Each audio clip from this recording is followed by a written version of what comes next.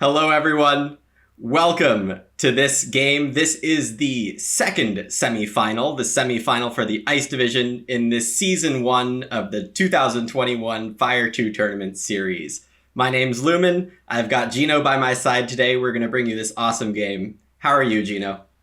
Hello everyone. I'm super excited for this game today. We have some very good players today, and I'm really looking forward for this. And I'm glad to cast with you, Lumin. Yeah, I'm super excited to be casting with you too. We've got some nice statistics planned for you all in a second. But I'm also super excited for this game. The quality of play in this tournament has just been so astoundingly high. We've had many crazy moments, some very awesome plays made by all of our talented players. And I don't think there's any reason we should expect anything different today. What do you think? Yeah, I think so too. I mean, they all had a crazy way to qualify for this game, and we have our players up. So, yeah, do you want to start with the first Sure. one, Lumin? Yeah, I'd actually like to talk about Deep Finesse first. We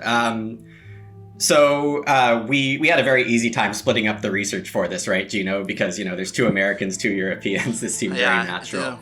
That was easy. Yeah. So Deep Finesse's tabletop gaming background, for those of you who don't know, it's super impressive. It's centered on Magic the Gathering and competitive bridge. Deep Finesse has even had some very strong results in online Magic the Gathering as recently as 2019. But since he's transitioned to Terra Mystica, he's played over 600 Terra Mystica games on Board Game Arena and is currently 4th overall on the all-time ratings list with an ELO of 653. His all-time high ELO is 699.85, which means his ELO displayed is 700, but he didn't get the Master Badge, which is such a crazy thing to think about. How he got here, Deep Finesse reached this game by winning as engineers in a setup that I think most top players wouldn't even dare of touching. He claims to like messy color matchups, and he proved it in that first round game by winning with engineers, sandwiched engineers.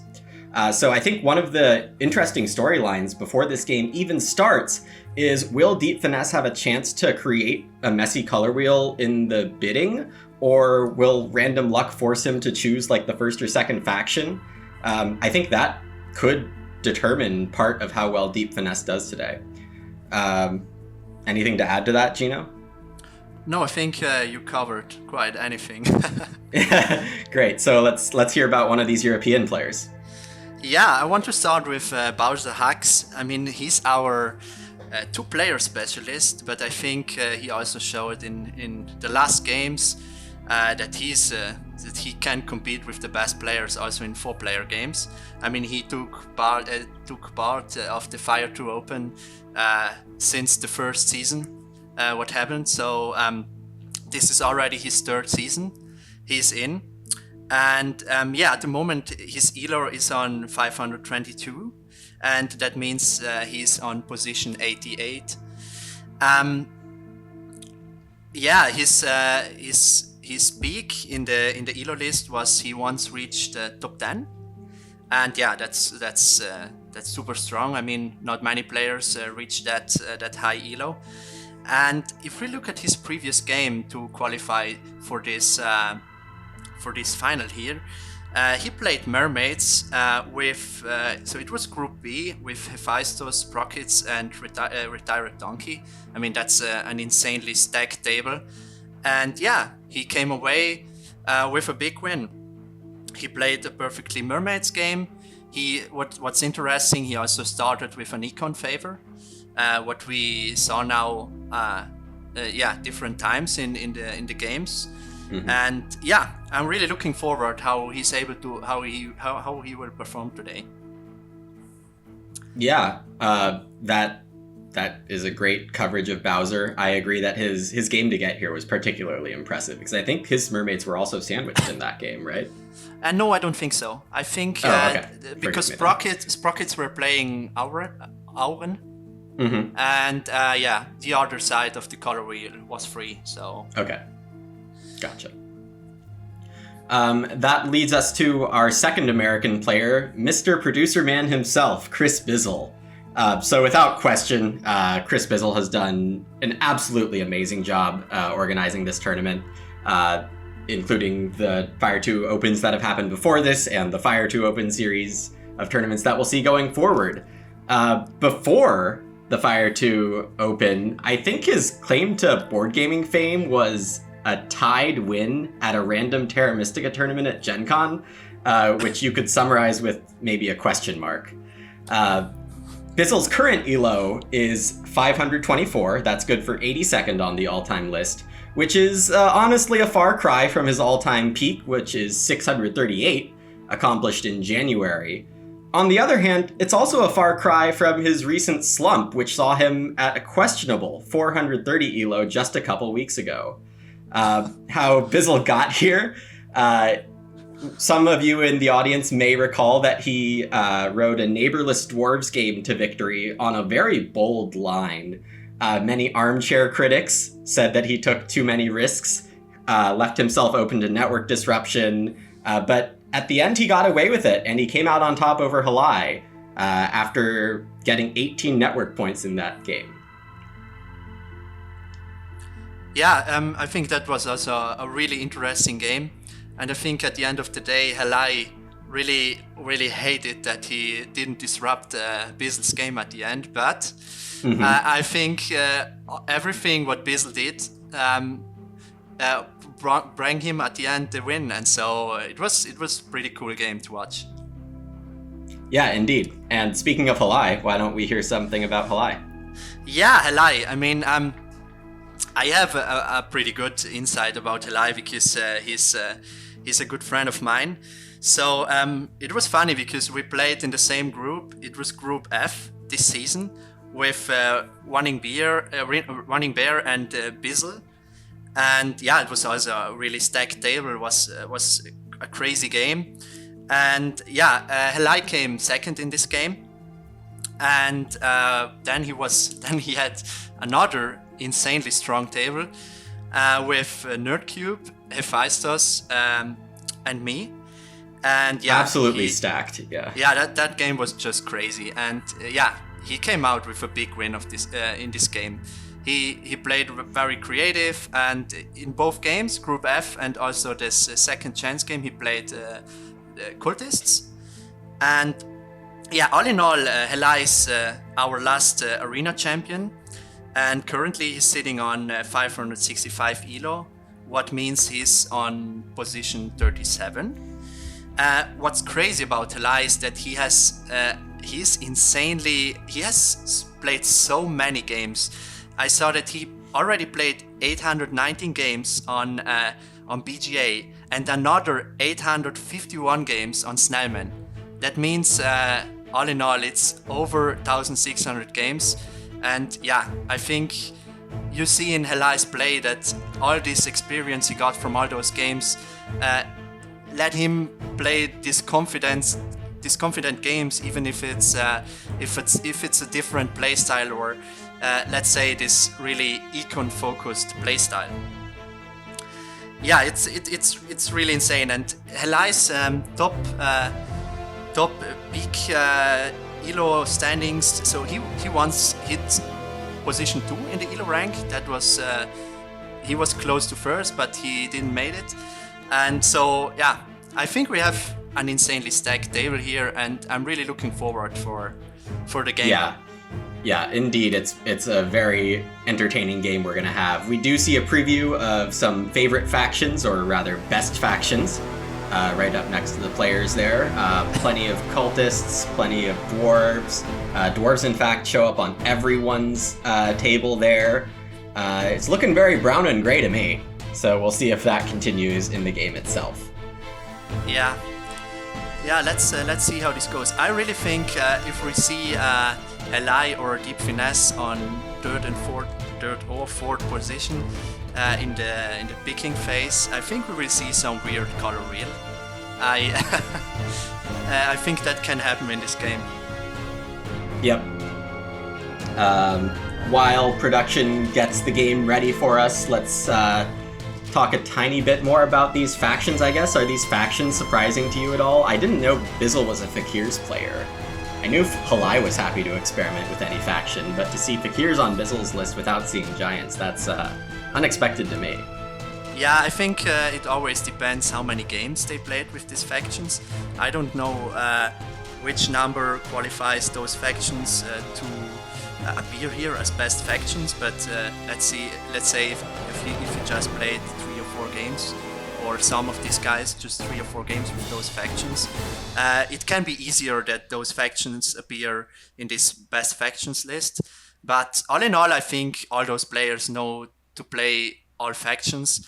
And so, yeah, I think that's also really important if you want to be competitive in a tournament like this.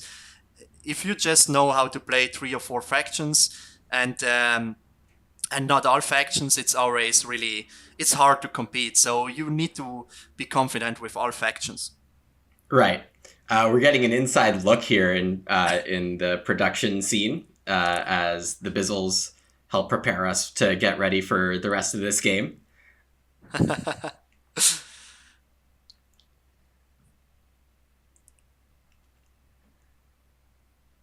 We see no green factions, 1 blue faction and 1 black faction in these best lists.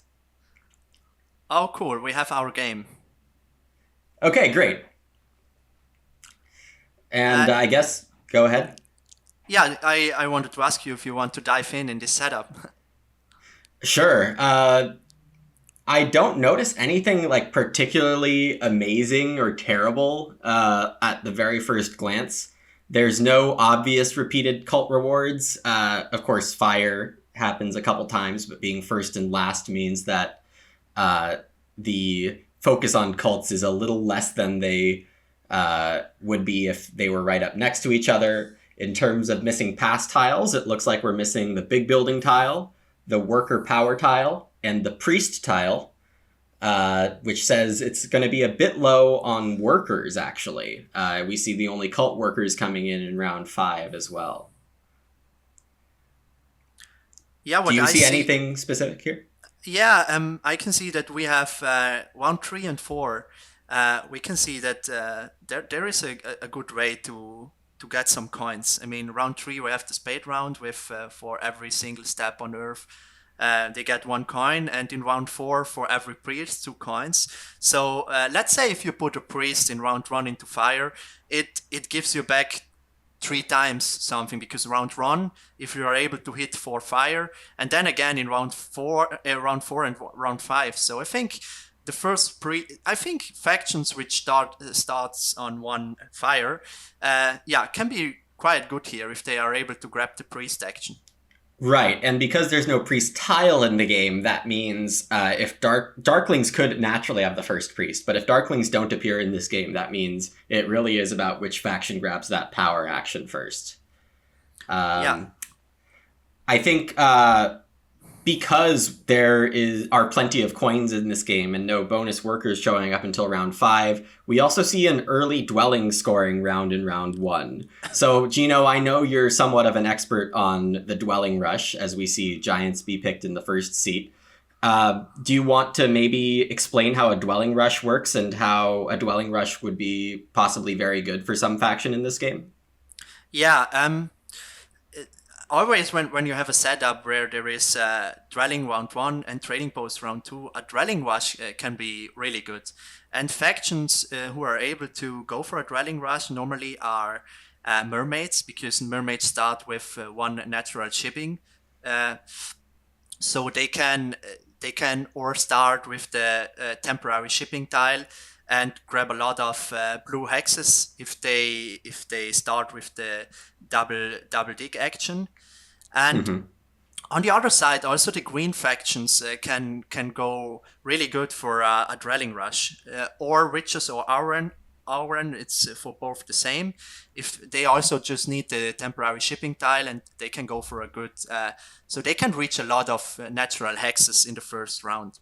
Right, exactly. And to summarize that, it's taking a bunch of your natural hexes in round 1 without using too many spade actions, with the use of usually the temporary shipping tile. And as Ginooo said, it's the blue and green factions that naturally have the best ability to do this on this map. Though occasionally it's been seen by engineers or darklings to also go with a dwelling rush. And that's to get all your workers' production started by building all of your dwellings and opening up those spaces on your player board. What's to mention on this point is there is also a possibility to start with nomads with a dwelling rush. If you start in the center and in the east, if we can have the map keys for a second production. Yeah, the map key would be great here, as we see halflings picked in seat 2. Yeah, interesting. Yeah, halflings are always an interesting choice if there is the spade in round 3, because they can abuse this round pretty good. Right. Round 3 is usually a bit early for many factions, but for halflings in particular, especially with if they choose to open with the Earth 2 economic favor tile, they can pull out, 3 to 5 spades in round 3 and really take advantage of that round in a way many factions can't. What do you think about this Giants pick from seat 1, though, from Halai? Yeah, this Giant pick is really interesting because, I'm not the crazy Giant specialist, but I don't really like playing Giants if there is not the big building tile in the game.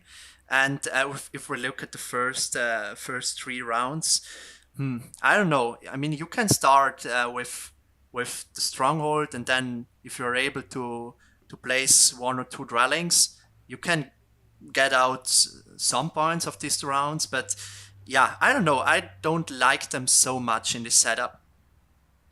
Yeah, I don't have a natural inclination to think Giants are going to be able to do much here either. We do see witches in seat 3, so there is our first really strong dwelling rush candidate in the witches. And yeah, I already said before, I think this matchup could be very different if Halai or Deep Finesse is sitting on position 4. And now Bowser Hux is on position 4, and it may be that we see some not too crazy color wheel or faction picked. Yeah, I think I agree 100% with that statement. Deep Finesse probably thought plenty about trying to pick a disruptive faction in seat 3 there. It's not quite seat 4, though, so definitely can't guarantee anything that Bowser will do. Thinking about the metagame and what other players may pick based on your pick is extremely tough, even in a more standard setup, but in an auction, it's almost impossible. Yeah, and I think it's also always a very different game if you have like a standard color wheel with, I don't know, black, blue, gray, and yellow or something like that, where it's not such a hard struggle for every single hex. But we already saw in our last games that color wheels where four factions are right next to each other, that setup is always really tough to play. And I really think that Halai, that's a strength from Halai, that he's very good in such struggle situations and is always able to make good decisions. And I think not everyone is really confident with this, and so this also can be a tactic when you start a game to throw in some crazy factions to go for a disruptive game. Right, and I think you're perfectly on the money there, saying that Halai knows his way to get around and make the right choices when there are difficult ones to be made. And I think Deep Finesse is probably going to be plenty comfortable with it here, too. All right, we do have the 4th faction. It is the Mermaids. So we have 2 Dwelling Rush candidates here, and partially fighting for the same territory, kind of weakening the idea for both of them in a way. I really like this mermaid pick because mermaids can secure themselves the temp shipping tile because they are fourth, so they can pick the first bonus tile, and yeah, first of all Yeah. they can prevent witches to take it, and they can secure it for themselves and can go for a clean dwelling wash, 7 dwellings in round 1 or even 8. Mm-hmm. And going into trading post round, then if they have a neighbor, they can build 2 or 3 trading posts. But that's Right. already the first thing what I want to mention here, because there is no yellow faction in this game, and normally yellow and blue, they have a very good symbiosis in the Symbiosis, east. yeah. Yeah, symbiosis in the west. Sorry, Mm-hmm. and so yellow is missing in this game. So mermaids may will have struggled to find some neighbors in the early game.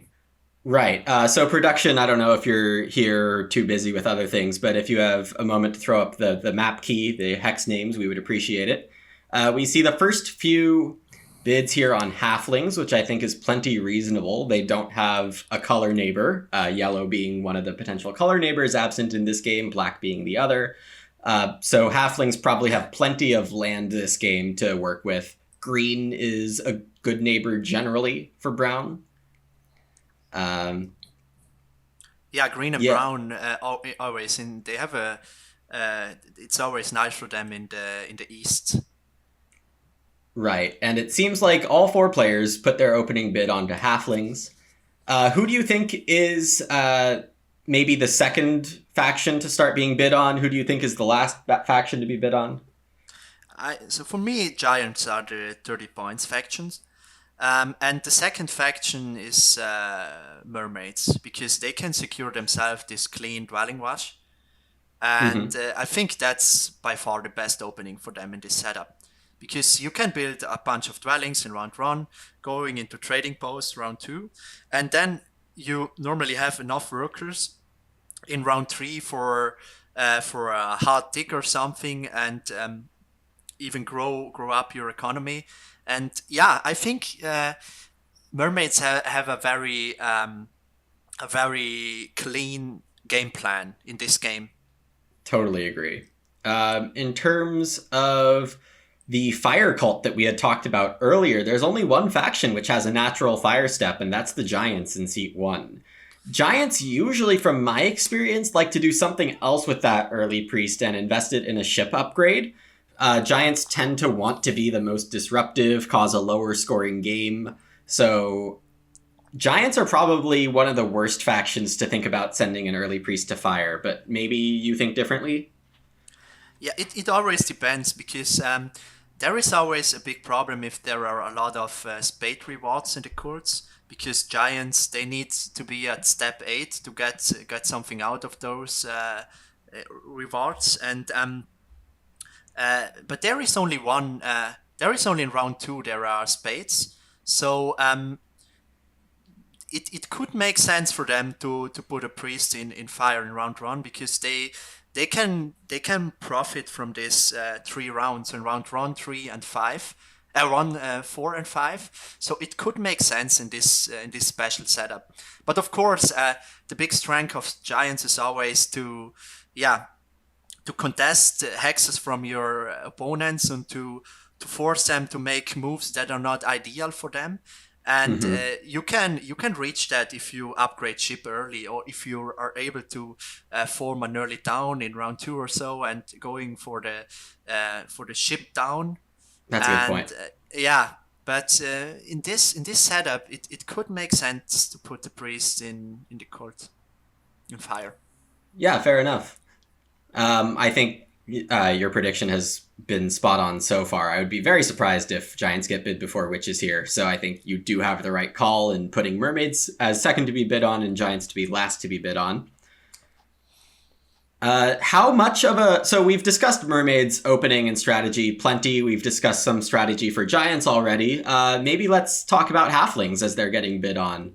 Halflings, in my experience, will try to get the double dig action in round 1 when they can. However, they probably will need to take the ship pass bonus points tile to do that because we expect mermaids to end up with the ability to double dig with their first move if it's left open to them. So halflings will have to either make sacrifices to get that double dig action, or maybe go for a single spade instead. What would you try to do with halflings here? Yeah, first of all, we have to take a deeper look at the bonus tiles, and I think if I think the first one that goes away are the temporary shipping tile and the spade. Right. So for halflings, I think the best bonus tiles are, or on one side the 6 coins or the four coins and the cold step, and they are not that good for them. So they are okay, but so, normally you want something else. Maybe the worker power action, worker power bonus tile. That's way much better. And so I don't know. It depends a lot if they get enough leech at the beginning of the game or not. But I think that we may see a leech party in the middle of the map because now we have our hexes. I think that halflings will start on e6 and f5, Right. and witches will put for sure one dwelling on f4 and giants on d4. So halflings already have two neighbors in the center, and they can get a lot of leech.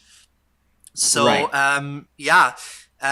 for halflings, it's pretty good, or let's say it's much better than for other factions to take the single dig in round one, because they have no color neighbors. That mean if they start on f5, they can just use one, so the single spade action on g5, and they can Right. free up another hex behind h7. And H7. so for halflings, the single dig is quite good, and they have a really good chance to get the single spade. Right. We'll also note that because giants are in the game, it's pretty unlikely, I would say, that there's going to be a rush for Earth 1. And that is also true because mermaids or witches are going to open with a dwelling rush. They're not going to build a temple in round 1 either. So securing land becomes pretty much the top priority for these factions. Securing land and necessary power actions in round 1. They don't need to fret about Earth 1 if it's in their plans. Yeah, I agree. I also think that the priest action is pretty important in this first round, and I'm curious who will get this priest, because it is, let's say if halflings start with The cult step. with the cold step, they also have the possibility to take the priest and put the priest into fire, and then with the cold step from the bonus tile reach the fourth step, and so they can also get out something of this. But I think the spade is better for halflings. Sure, So the single spade. Yeah. Since we have the dwelling round in round one. Yeah, every dwelling extra points, definitely a natural fit there. And they can even take the spade action, then take the Earth 1 favor before actually building the dwelling on that hex too, if they want to maximize points. Yeah, right. And I really think that giants should go for the stronghold opening here. I think temple opening is a little bit risky.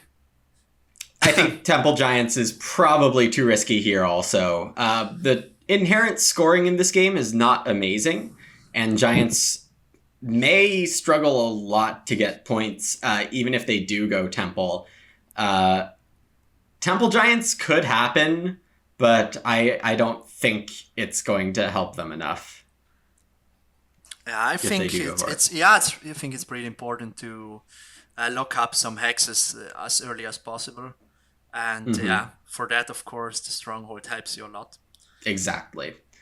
On the other side, witches. Yeah, witches. I think so. I guess witches will end with the bonus style with the spade on it. So the spade bonus style, and so they already have one spade to build a dwelling. And Hmm. yeah, if they start on f4 and they use their spade on e7, they can just use the bridge action and set the bridge between f4 and g3 and build Hmm. another dwelling. So they also have can also have a really good opening with temple and 3 dwellings. And yeah, Yeah. I think all of these factions can have a nice opening, but I think giants will have the most struggle. Right. And I think that's mostly because giants are the one who are going to open without having an immediate source of points.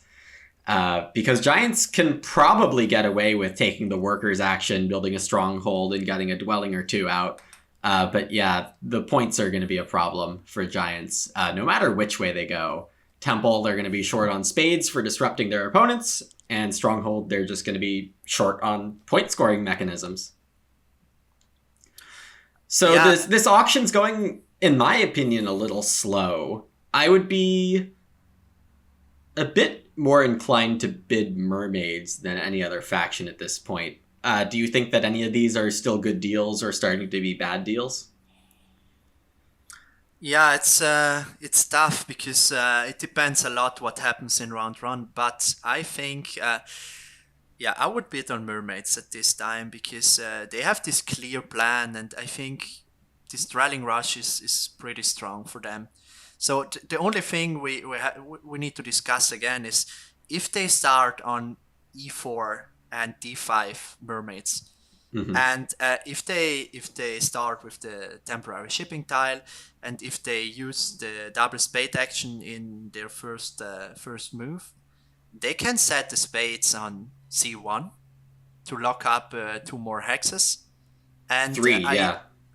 I always like to secure c3 with the second spade because since they're probably sitting the giants, yeah, it's good to secure the tax as early as possible. But then the question is how many neighbors for trading posts do they have in round two? Mm-hmm. Because if they build on c3, there is another neighbor if giant is sitting on d4. But in the west, it could There's be that nothing. there is nothing. There is only one thing. Maybe giants can start in the west. That could be a possibility.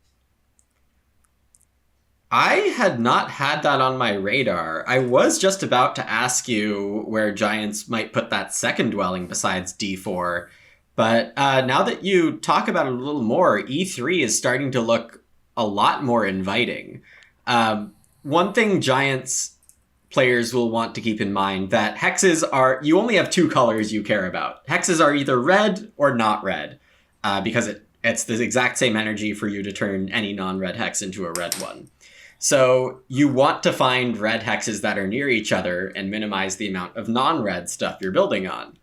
The biggest problem, I think, with E3 is that the only close, and I am using air quotes for that close, is taking the one shipping route through, is that G1, the gray hex there?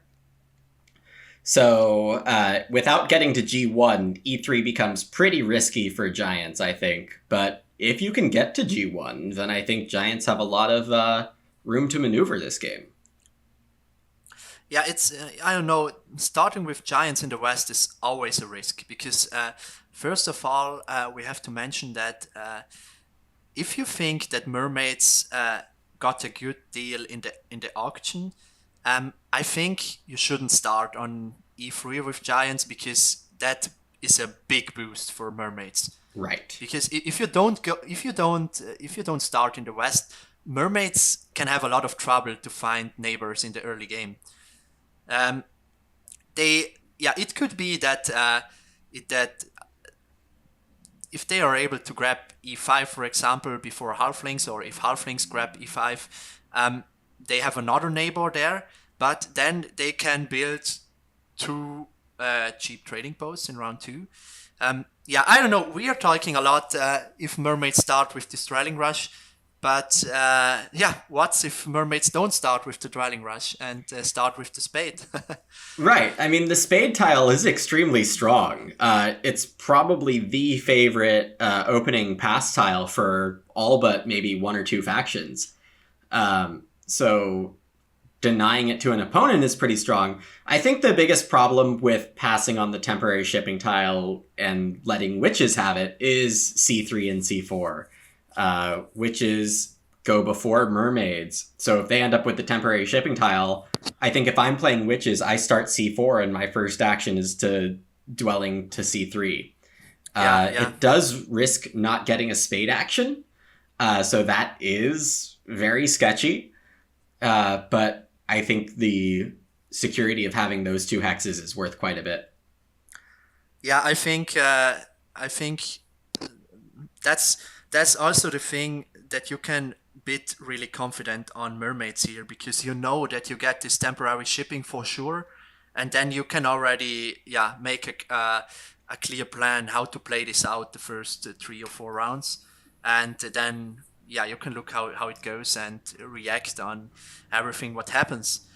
And but I think so. I guess that this will happen. I think mermaids will start with the temporary shipping, witches with the spade, halflings or with the 6 coins or the 4 coins and the step. Cold step, yep. Yeah, and the giants will take the other one. Yes, maybe, the other coin style. Yeah, maybe someone. It could be that halflings go for the 3 power tile there to secure some spade or something, but I don't know if that is necessary. I don't think so. It's not necessary. I'm seeing Bizzle currently being the leader on the halfling bid, and Bizzle is one player who leans more towards disrupting. So I think taking the 3 power does have value in disrupting the witches and mermaids by making their timing very annoying. Witches and mermaids would have to fight for the other dig action, and possibly at some very awkward times. So timing is a resource, having tempo, as some players call it. And I think even though 3 power isn't the strongest action for halflings, it could be disruptive in some very important ways later. Yeah, and I think especially in a high ranked game, it is even more important to have tempo on such things, because every player who is playing in this game knows exactly the key hexes from the other players, and so until you give them a chance to disrupt you, and they don't hurt themselves that much, they will use that chance. And so you always have to take care and to prioritize your hexes and take it in the right time. Yep. So through all of this talking we've done, and we have spent almost 40 minutes in this pre-game zone before the auction's finished, we've neglected perhaps one of the most important strategical considerations for all of these players, and that's that the winner is not the only one who advances to the finals of the entire tournament. And the second place player in this game will also advance to the finals. So players are not necessarily prioritizing a win in this auction. They might be prioritizing chance of finishing top 2.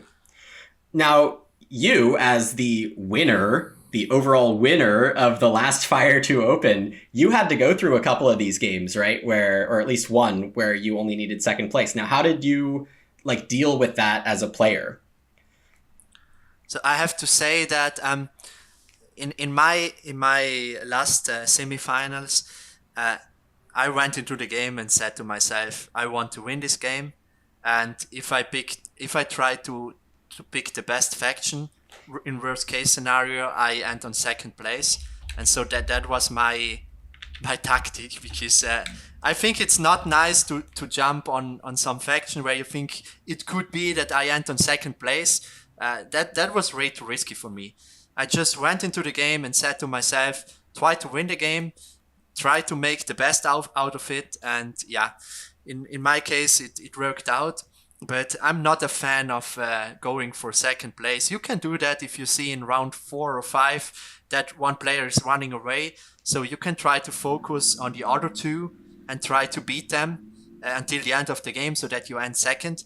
But if you see that the game is still balanced really well, you should always try to win the game. That's the most, that's the safe play in my opinion.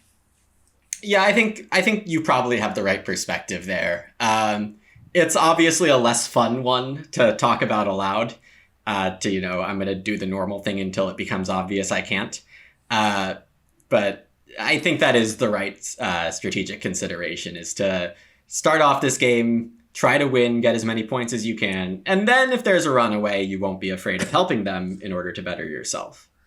Yeah, I think if you, I told to myself before the game that try to play your best game the first 4 rounds, and after, when the 5th round starts and you see that one player is running away and there is no, so it has no sense to block him, because you go into the risk that you end 3rd or 4th just because you try to block this player.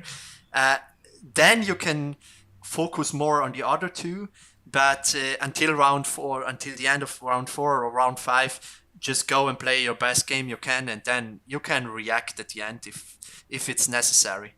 Mm-hmm.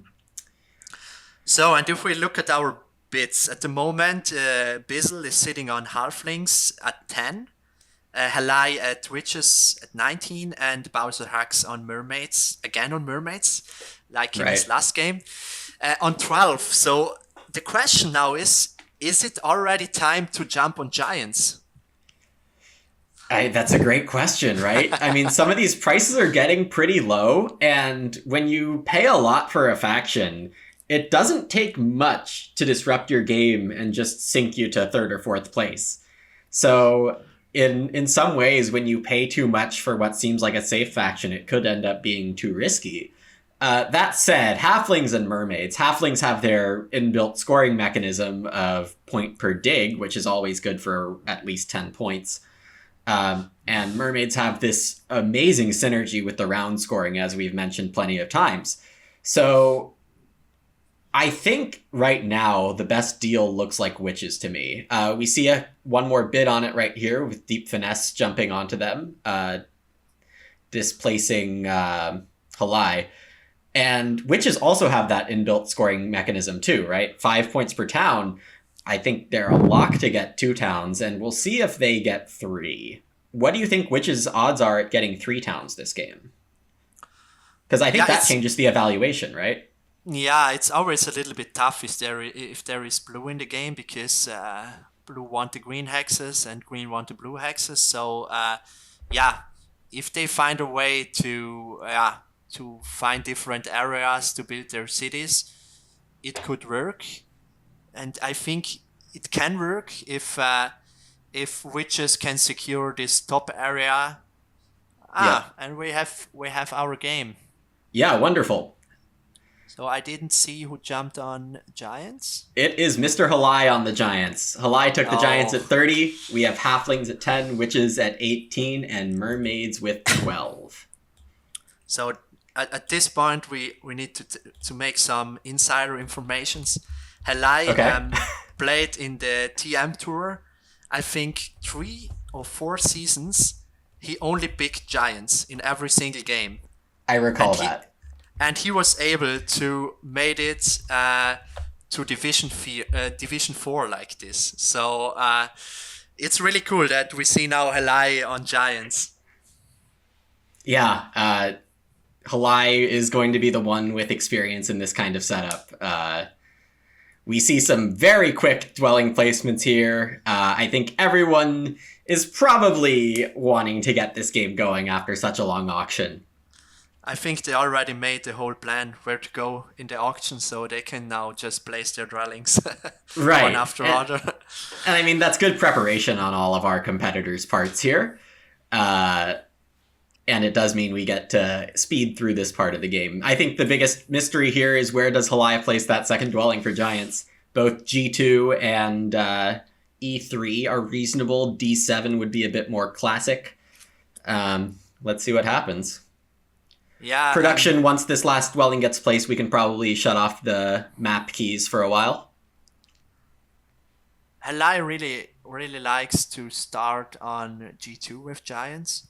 But yeah, there is always this problem that if you start double center G2 and D4 in this color setup, that you get cut off already in round one, like we see in the second chance game from Halai and myself, where Nerdcube plays double center with giants, and he was also cut off and had was not able to connect until the end. So it's always a little bit tough to compete for network with giants, because it's not that easy to reach 14 or 15 structures.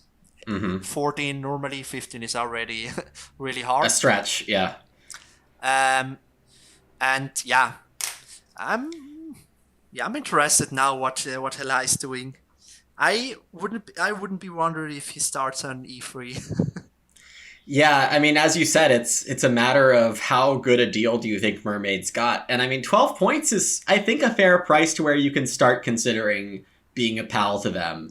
Though, I mean, I think there's so many benefits, too, with trading Leech with Mermaids in the West there. As long as that Grey Hex survives G1 to open up the connection towards G2 and I5 and those kind of hexes. Yeah, I think... Go ahead.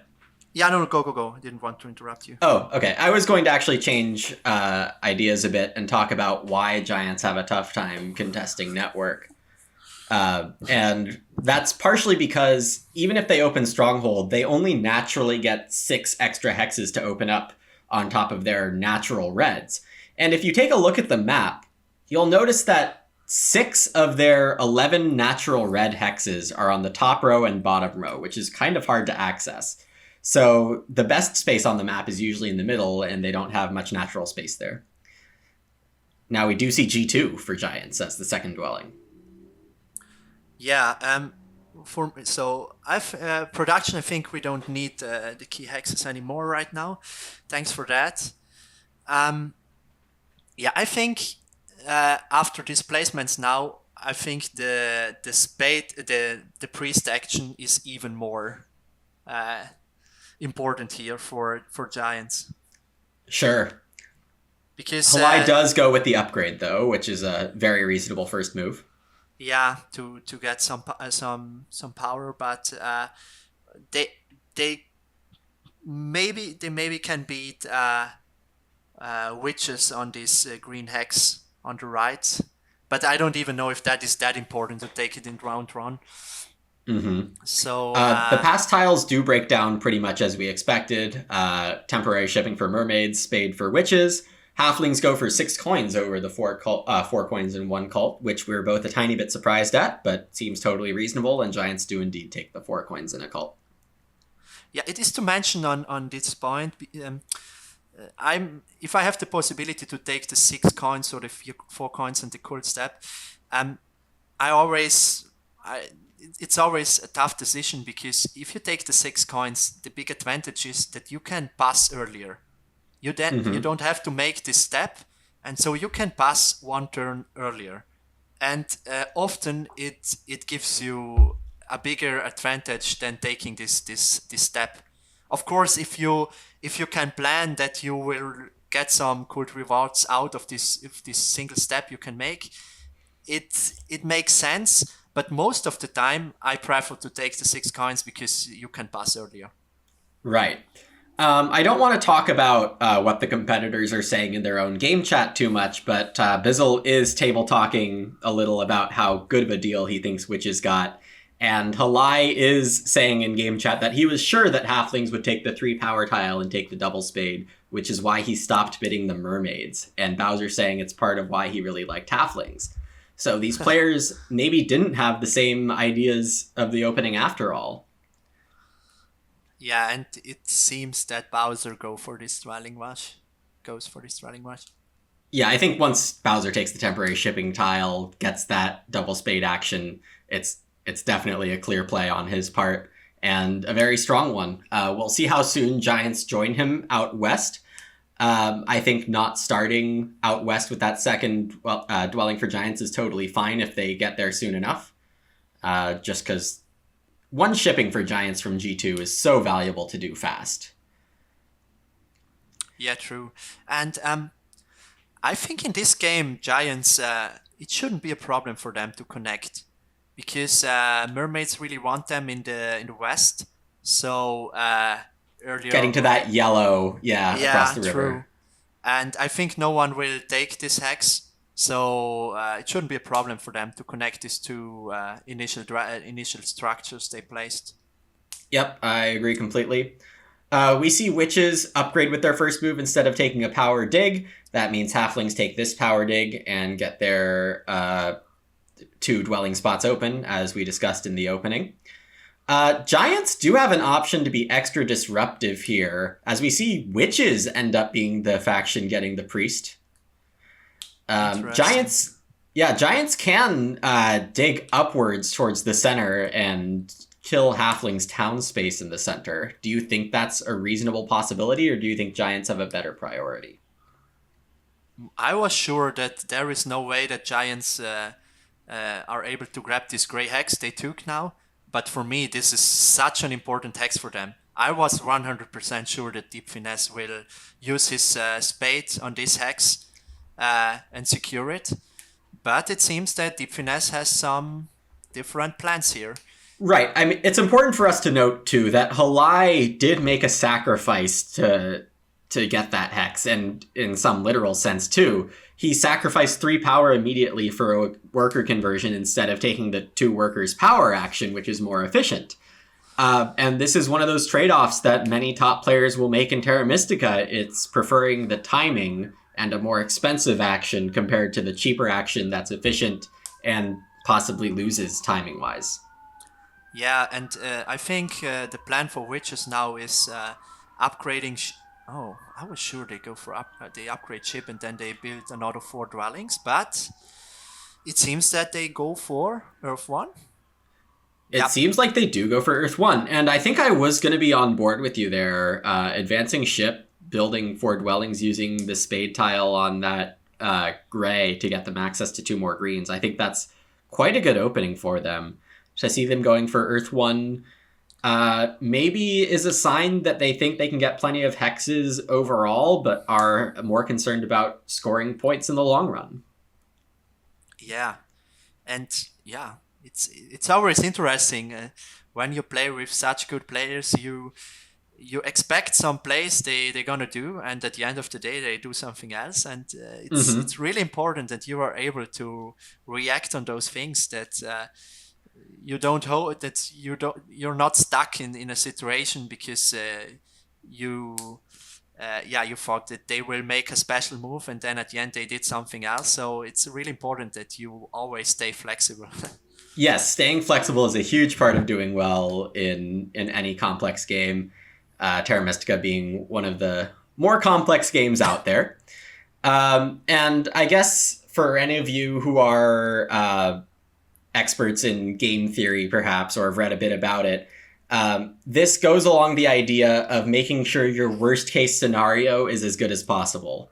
And that, to me, is pretty equivalent to saying stay flexible. Don't get locked into what another opponent might do, as Ginooo says, but be prepared for a variety of outcomes.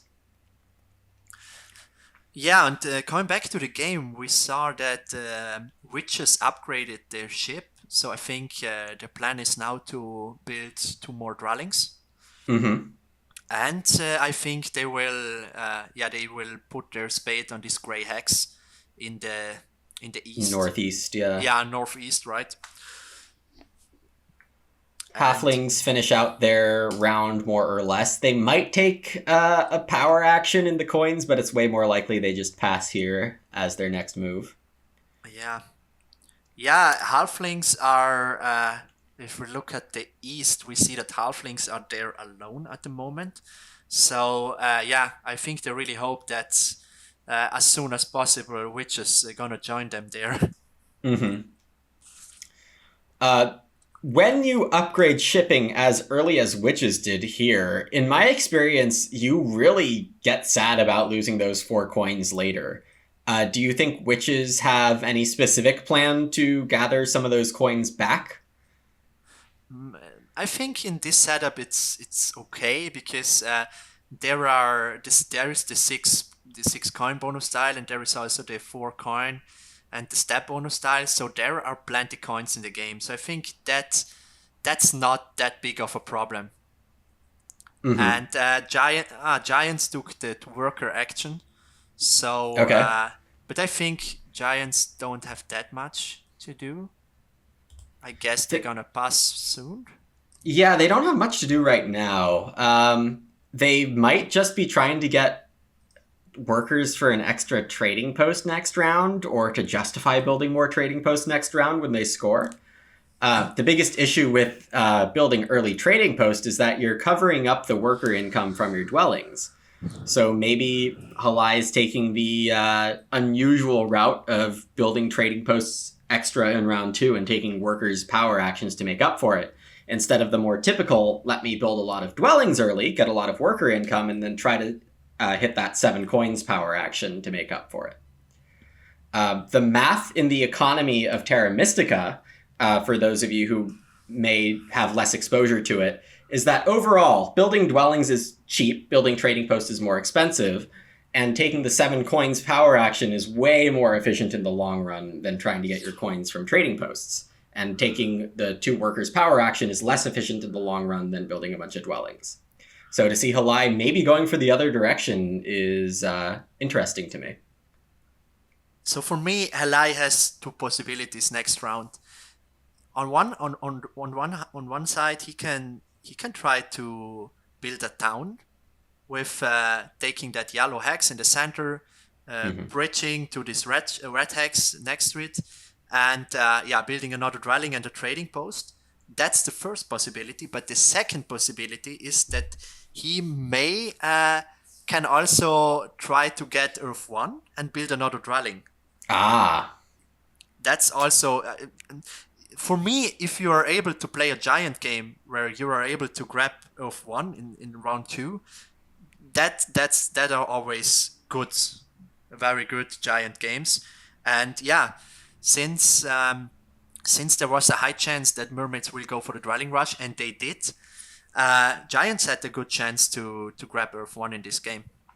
I think that's a very astute point, and it's probably one reason Giants got bid on before any faction even went into single digits in the auction. I think some people who are watching this game might have thought that 1 or 2 factions would be in the single digits before Giants got picked, but I think you make a good point that Giants with Earth 1 in round 2 does make for a good game. And you're also right that those 2 workers do a lot to make sure that happens. Yeah, they have exactly enough for a trading post, a temple, and a dwelling. And so, that I Yep. think that could happen. So But we're into round 2. yeah, we're on to round 2. So first of all, who do you think got the best deal until now? Uh, I I know think it's always a really hard question because in this game state it's so hard to predict something. But what feeling do you have if you would be one of those yeah. players? Who do you think is now in the best position or has? If I'm playing this game, I am scared of Halai with Giants starting at 30, getting Earth 1 here, not being too disrupted on the map yet. That is probably the scariest combination to me. In terms of a more pure analytical perspective, I think witches are doing fine if they can get the coins. It looks like they do have the timing to grab the 7 coins action here. I think that is going to be their key priority this round. I think if witches can figure out their coin situation, they're in quite good shape. They do have a lot of their favorite hexes pretty much guaranteed to them, unless halflings decide to mess with them later. Halflings look like their map situation is rough. I don't think halflings are going to be able to connect their opening dwellings by the end of the game, which is going to do a lot negatively to their score. And mermaids got pretty much the opening they wanted. Maybe not ideal map-wise, but I think getting C4, which is put their second dwelling, I think that was always a pipe dream, not very likely to happen. So I think mermaids are about where we expected, which is maybe a bit better than we expected if they take the 7 coins here. That's my evaluation anyway. Halflings maybe a bit worse, and giants a little better.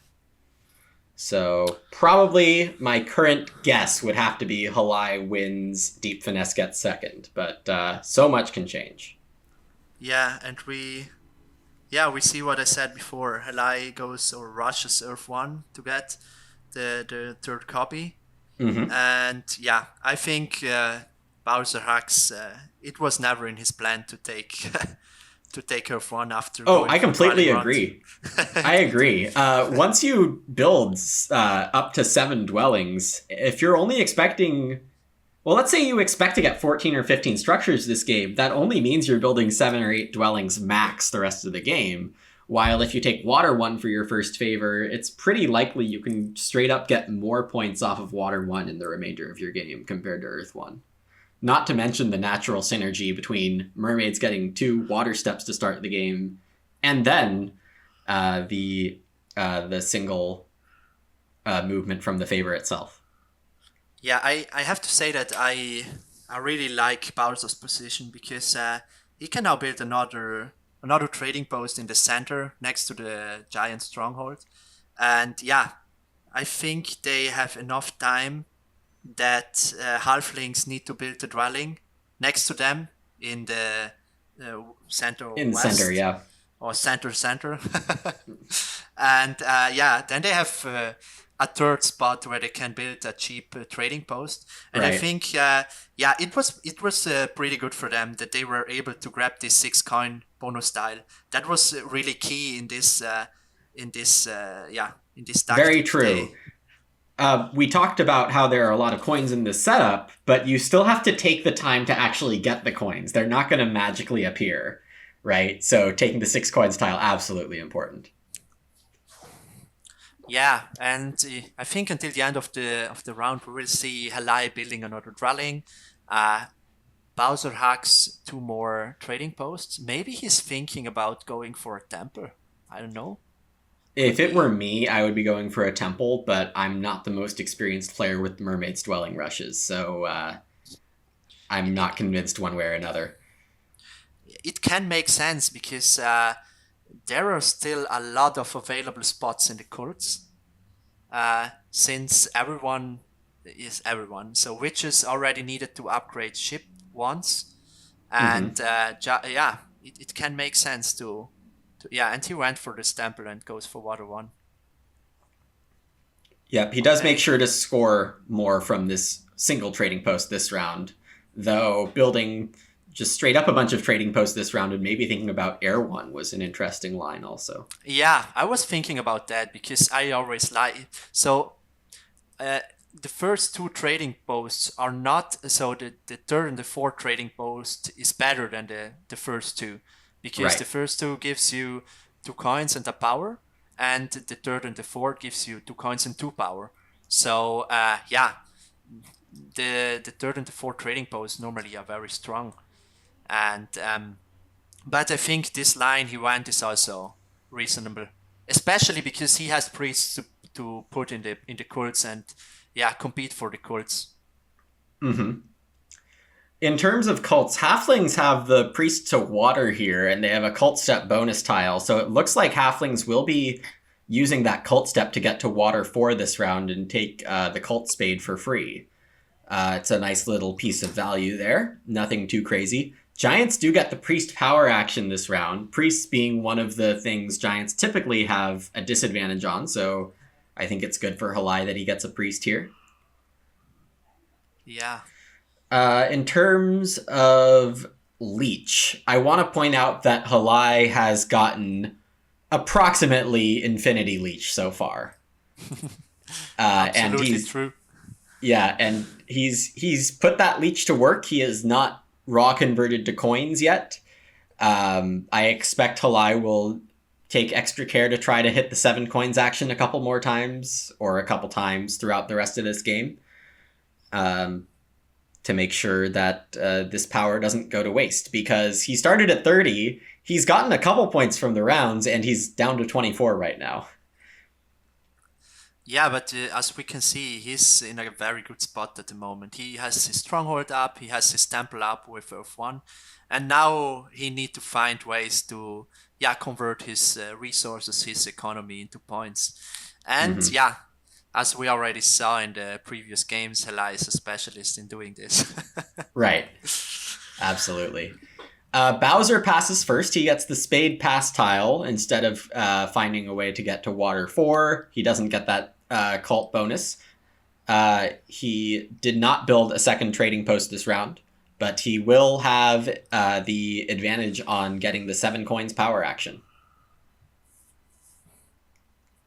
Yeah, that's always... I think that's normally the most important point to mention, that you want to pass early to grab a good bonus tile and to get the 7 coins.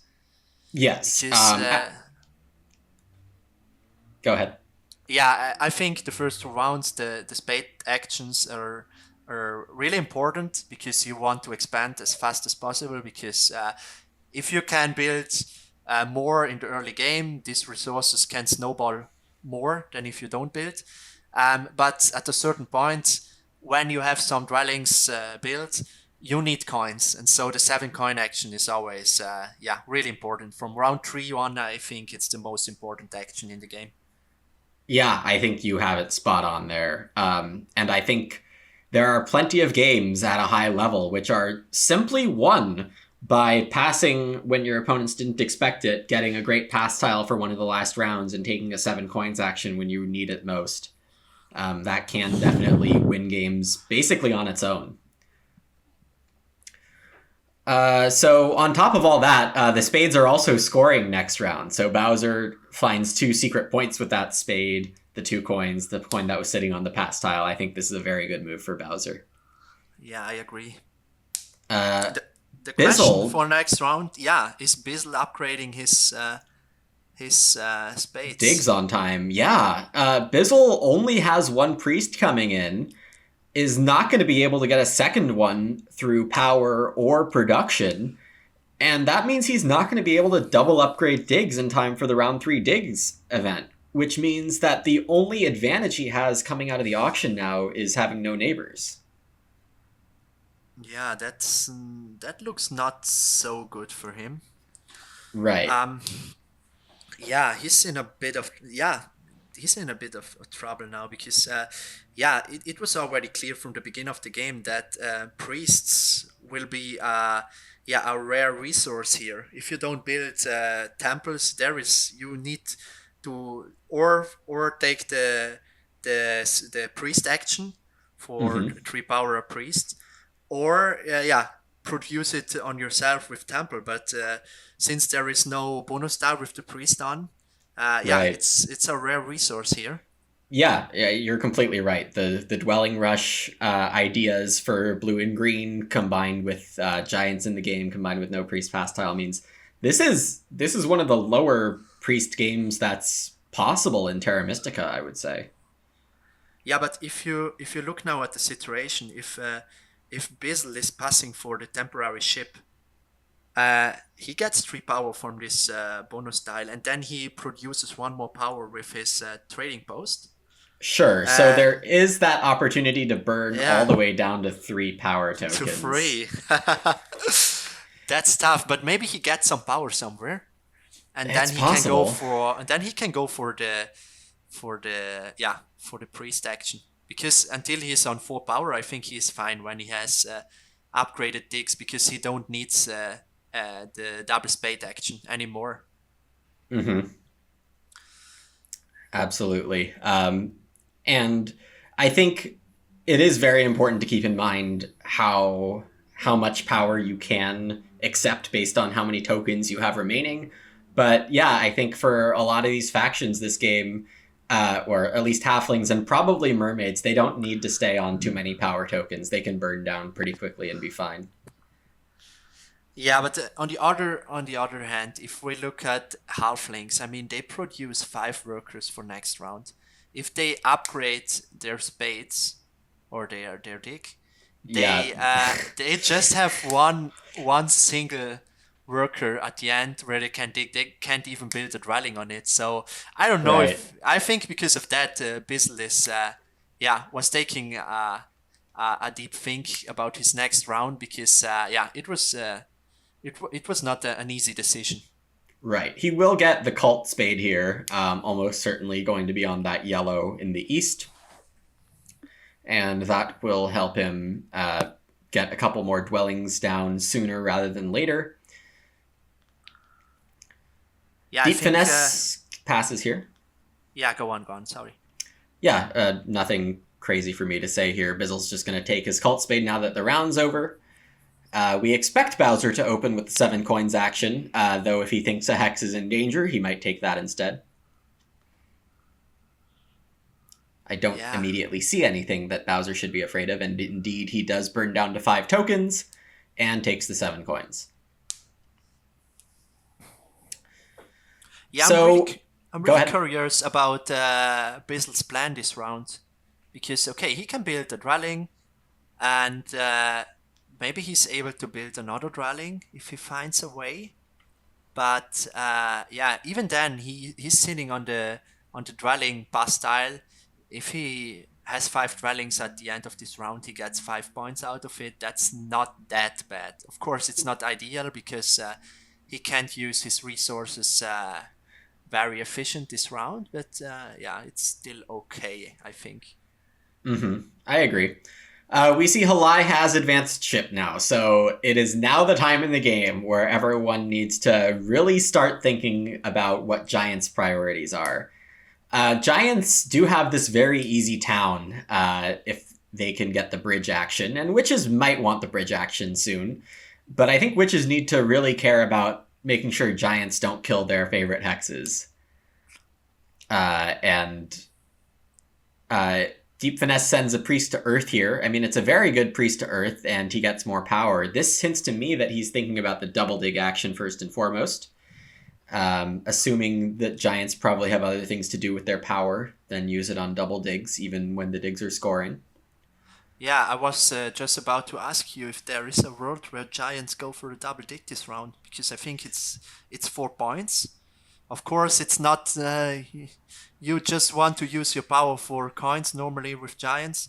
Yep. But if you get 4 points for that and you decline it to someone else, it could make sense. It could. I agree that this is one of the rare situations where Giants can afford to think about taking that double dig action. You have the advanced digging. The whole point of your faction this game is to be in the way of other people. Taking 4 points away, taking the 2 hexes opportunity away, that's a big disruption. So if you're in Halai's shoes and you want to disrupt someone extra this round, who are you going to choose to disrupt? Yeah, I don't know if I think you should care about your own hexes, and I think if he goes for this double dig, he should take the gray in left of the center. Okay, to get more access to reds. Yeah, in the and then west. he can use his double spade on the yellow in the west. But I don't know if he wants to give Bowser Hux already the neighborhood there. That's a big question because he can also just go in the east. It's also a possibility.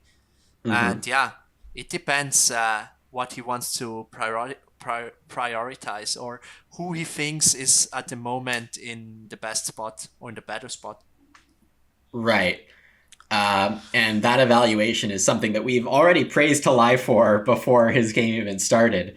So I think that Halai's next move is going to be extremely enlightening for how he thinks this game is going. Yeah. This is a potential big turning point if Halai makes the wrong decision here. Deep Finesse is obviously hoping to make big profit off of this double dig. Deep Finesse, I think, still looks in quite a good position to me. So if I were Giants, I would consider how am I going to mess up Deep Finesse's game?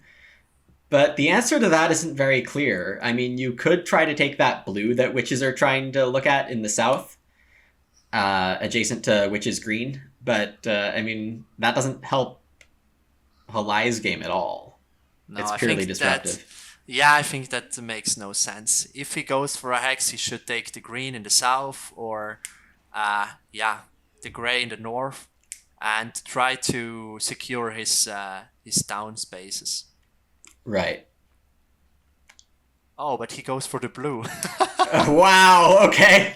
Halai really was a fan of Deep Finesse's position, I would have to assume. But he doesn't do it with the power action. He does it with his own natural stronghold action. Interesting. Huh. So he's yeah, letting... I mean, he can, at the moment, he can reach a lot of hexes with ship 1. If you look at the map, he has 2 hexes in, if he goes in the east, he has 2 more hexes. He has 1 in the south. So Right. at the moment, I think he has enough hexes. Right. And I think one thing that this move could mean from Halai's end is that he's urging Deep Finesse to take the double spade action on the black that's right next to where Halai just dug. And doing that pretty much ends Halfling's dreams of connecting this game. Not that I think Bizzle probably had those dreams to start with at this point. To get through the south row with a Giants player in the game, I think is quite unlikely. And we see Halai smiling in the camp. I think he really likes that move. Yeah, indeed. Deep Finesse does take the double dig action and secures that hex that he will need for a town. So Deep Finesse has spent a lot of spades on, or 2 spades for 1 hex, which is not amazing. But when you need hexes, and you'll just take it. Yeah, I think, I mean, that was... if he don't takes this hex, he loses the down spot in this area. So it makes a lot of sense. But yeah, with Halai's move, he forced him to a suboptimal move, as we can see. I think for Deep Finesse, it would have been much better to use this double spade and do different hexes and build more dwellings. But yeah, Halai forced him to make this suboptimal move, and I think it would... Since Halai, yeah, he has a neighbor there, and yeah, it makes a lot of sense. Yep. It's interesting to note that Bizzle advanced ship instead of advancing dig. Yeah, so I think his plan was to take the black in the south, but he was 1 turn too late because Halai did that move, and yeah. With that move, there came another move, and so Bizzle was 1 move too late to go for this black. I think, I don't know, but I think, Chris Bizzle's move was to go for a hard dig on this black hex in the south. That does seem very likely to me as well. Okay, so mermaids continue to be off on their merry way. They still hope for Giants to be their neighbor in the west. Deep Finesse has spent a little extra to get the things he needs. Giants could still disrupt him by digging between his northern greens, perhaps, if Deep Finesse is too late to get to them. Bizzle, we think, is going to have a tough time connecting, and so his aspirations of winning this game have taken a bit of a hit. Do you think... Well, I guess I'll share that I think Halai and Bowser are in the top 2 positions right now. That's assuming Halai goes west pretty soon. Yeah, I agree with you, and I have to say I really love Halai's position right now. He has a good control over the map. He already grabbed some important hexes he needed, and yeah, Bowser hacks games really depends on how long does it takes until someone joins him in the west. If in the next 2 rounds no one joins him in the west, he's in deep trouble, because he needs some neighbors there to do something. Right. And Bowser's going to have a hard time finding neighbors anywhere else, too. Bowser has pretty much gotten restricted to the left half of this map. We would typically see mermaids eventually end up on the hex that Giants took this round. that blue hex. So to not have that hex, not have any access to the eastern blues, uh, not even through the north, yeah, they're very limited and dependent on one faction helping them out. Yeah, absolutely. I mean, Deep Finesse taking this hex tells me that his big plan this game is still going for 3 cities. Yeah, yeah, it's going to And take some more hexes. Do you think yeah, witches and might advance dig this game? yeah, that's always the question. I think we can discuss this again in at the end of round 4, because Okay, yeah. at that point we see how many spades they are missing out to complete their 3 towns. But yeah, if we look in the east, it's always nice for them to take all these hexes until the green in the south. Mm-hmm. But in this special situation we are now, it could be that Bizzle is going for this blue hex in the east, because Right. there I don't so there is no way that he can connect this game, so he need to find a way to yeah to get To, as much hexes as possible, and that there is always a good way to go in the east, take the blue, and then you free up the brown behind, and there are some mm-hmm. cheap hexes there. Yeah, and I mean, I've done that with brown factions myself a few times. Just when you get cut off, those are still the cheapest hexes to go to.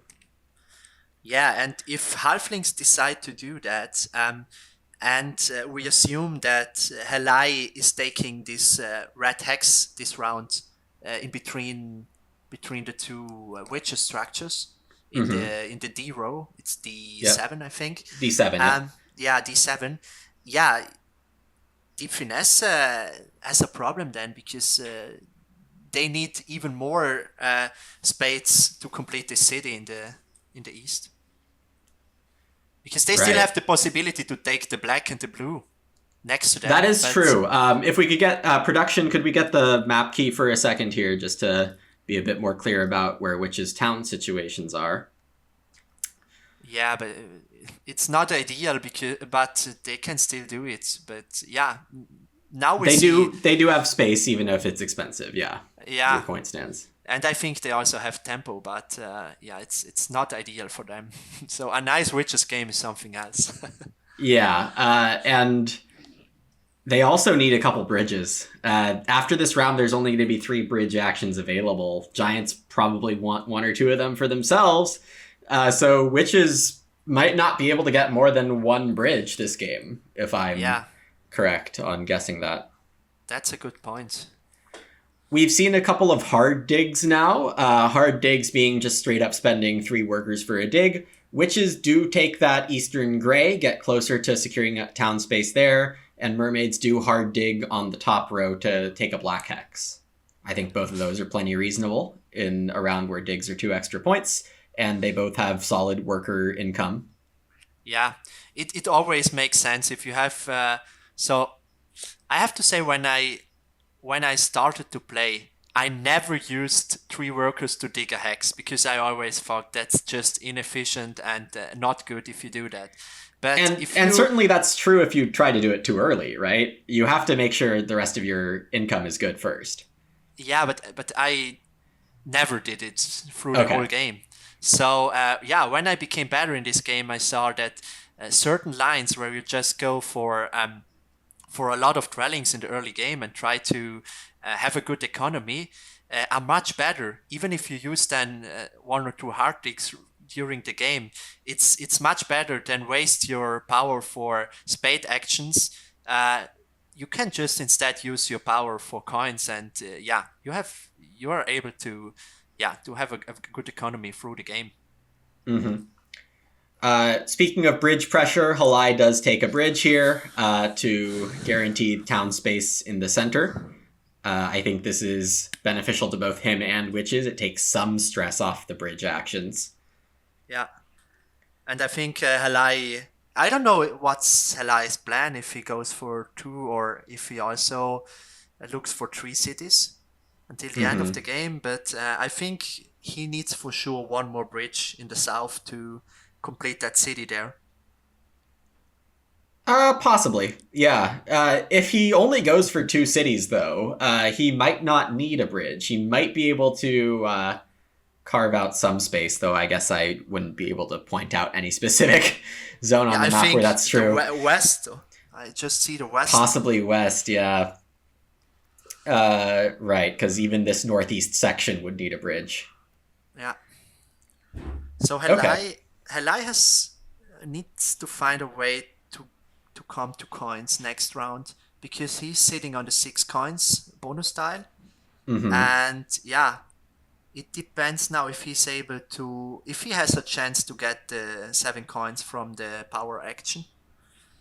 Yeah, it Right. What matters of now. witches? Yeah, witches, do they have It enough looks power? No, they it are looks short like of 1 power. halflings and witches are both short 1 power in order to get the 7 coins action. So Halai still has access to that action. Unless Bowser has enough power income, which he's not going to. He's going to be at least 2 power short, even if he takes the ship past tile, one of them.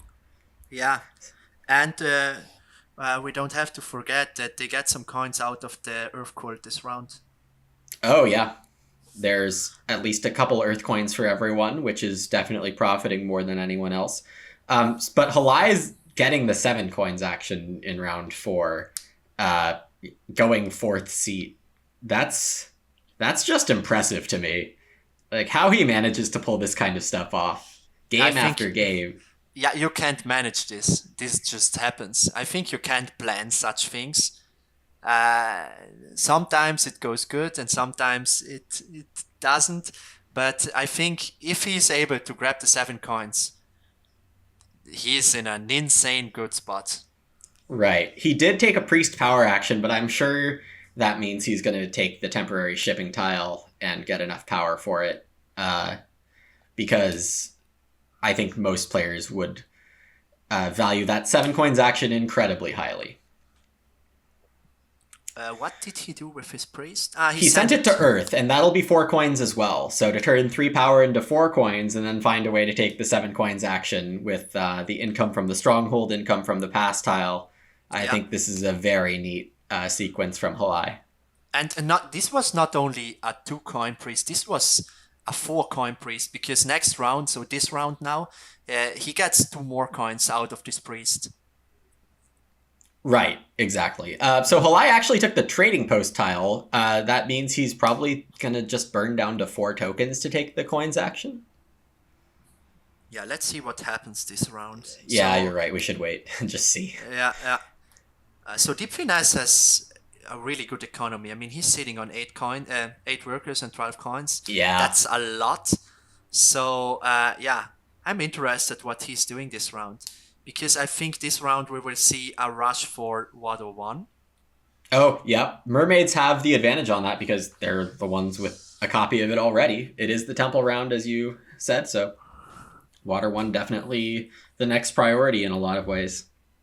Yeah, and I think Deep Finesse is thinking right now if he should secure this blue hex in the east or if he should go for the temple. And yeah, going for Water 1. So I don't know, but I don't think that Helai will build a sanctuary and for this Water 1. No way that he's doing that. He never sacrificed his economy because economy is the most important thing for him. Yep. And I mean, economy doesn't just allow you to build more stuff later in the game. It allows you to have tactical flexibility. If you have more stuff, you can mess with more people. You can have a wider variety of choices to make. All of these things are important to have in the short term as well as the long term. Yeah, and we see Deep Finesse securing this hex. So this move was very reasonable because if he loses this hex, yeah, it can be very, very costly for him. Right. From here, do you think halflings have a shot at winning now that they don't have access to these eastern pair of browns? I have to say that I don't really like halflings' position right now. Yeah, they are in a really tough position. I mean, they can't connect. Okay, they can maximum go for 2 more cities. So I don't see a third city right now. And Nor I. They might be able to do something in the north. Yeah. With one more shipping, or even without one more shipping. But that is a long way away, as Bizzle has still not upgraded digs even once. He has no priest because he sent his priest to air, the 3-step on air. I guess that's a good time for us to start talking about these cults. Because what is going on these cults, Ginooo? Nobody's doing anything. Yeah. That's always the thing when different factions have to upgrade ship early to secure the hexes, or in this special situation or special setup we had, it was really good to go for a dwelling rush. Yeah, you don't put your first priests into the cult, you just use them to upgrade your ship. And so the cults are wide open, and there are many possibilities for all the players to hit the cult tracks later on in the game. And I think this was one of these situations. And it's also really interesting that we see that Bizzle already has 2 priests in the courts. So, and for example, in the Earth cult, the Earth cult is already locked in. So 4 priests are already set there, and Deep Finesse is first on the 6th step, and is already in a good position there to win this cult. Yep. Let me throw down a hot take right here. Giants take the 2 key town. Yeah, it makes sense. I mean, Giants are on step 4 of a couple cults. They are somewhat competitive in the other cults as well. Nobody's super close to making a town besides them. It might happen. It makes sense because they get now 3 power. I don't even know if they go for a double. Okay, I don't know if they go for a double key down now, because if you look at the cult situation, they get 5 power if they take the double key down. If they get 2 steps on every cult, and if they miss 1 power if they do it right now. So I think that's probably a sacrifice that I would be willing to take, though I understand the want to avoid missing that. Yeah, but for me, it didn't make sense that he reached the 3 power right now. It was right in his last move.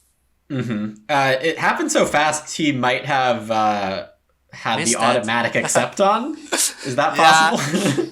I mean, I'm analyzing a lot games with Helai. So, for example, after our last game, we also talked around an hour about our game, and I mean, I learned from him never decline power. He's always leeching, and that's one small problem from him, that sometimes he leeches too much in the last round. And we already had, since we have a ton of games together, we already had situations where he was losing by 1 or 2 points because he took another leech at the end. And so do you think he's set in his ways, or he's going to make that mistake again? Yeah, I don't think that he's making this mistake, because I mean, if we look at all his Fire to Open games, he lost right now. I mean, in 2020 season 2, he also was in the semifinals, and he came 3rd because he declined a leech in the last round. Oh, okay. Yeah, if he takes this leech, he can make another city, and he would have been in the final with me. Wow. And if we the thing is, there are only few games where we see Helai really ending on a very bad position. Normally, it's because of he's playing always such a high econ game. He often has a ton of resources in the last round, and if you play live, it's really, really hard to make a fast plan how to use all these resources very efficient. And of course, if you review the game after that, you often see, I could use the resources somewhere else, and it would have been better. So. Right. It's always really interesting. Right. So now Helai is back up to having power in Bowl 3 to recycle in case he wants to take a Keys town. Sending a priest to fire. It's 2 coins and a worker. Plenty of good value from it.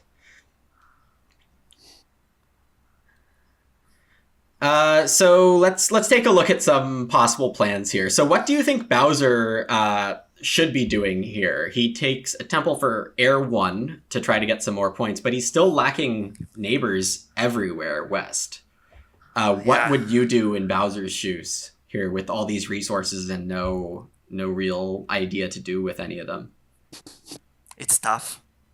Yeah, that was the big issue from mermaids. It's always the same. If there is no yellow in the game, you have to hope that someone is joining you in the east. If that is not happening, it's always nearly impossible to win the game. Right. And Bowser is exactly in this situation right now, where he's out of neighbors, and he cannot reach fast another hex where he has one more neighbor, and it's tough. I don't know if he should go for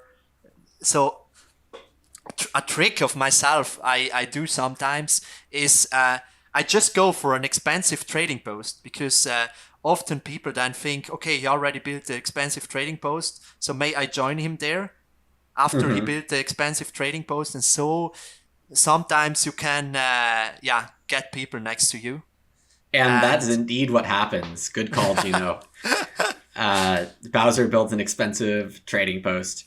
And I would trust Bowser's decision here for a couple reasons. For one, Bowser plays a lot of blue factions. I think I've seen Bowser play many games with blue factions. He advanced by playing mermaids. I feel like he's probably pretty comfortable. And additionally, Bowser came from the two-player world, right? And two-player is probably, if I had to guess, the format where the most expensive trading posts are built. So Bowser probably, I would say, has experience like figuring out when is it okay to build an expensive trading post.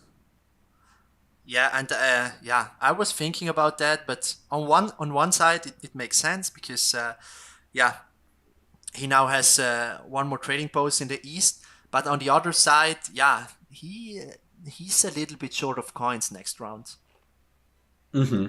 Maybe he's able to grab the 6 coins, and so the bonus tile with 6 coins and 1 coin on it, so 7 coins. And then take the power action, perhaps? Yeah, so he has a ton of coins next round, and let's see. His economy's still fine, yeah. So I think it was okay to build this trading post. Right. And he also gets 1 more point from Air 1. Oh, very true. Very true. And every point counts in these games.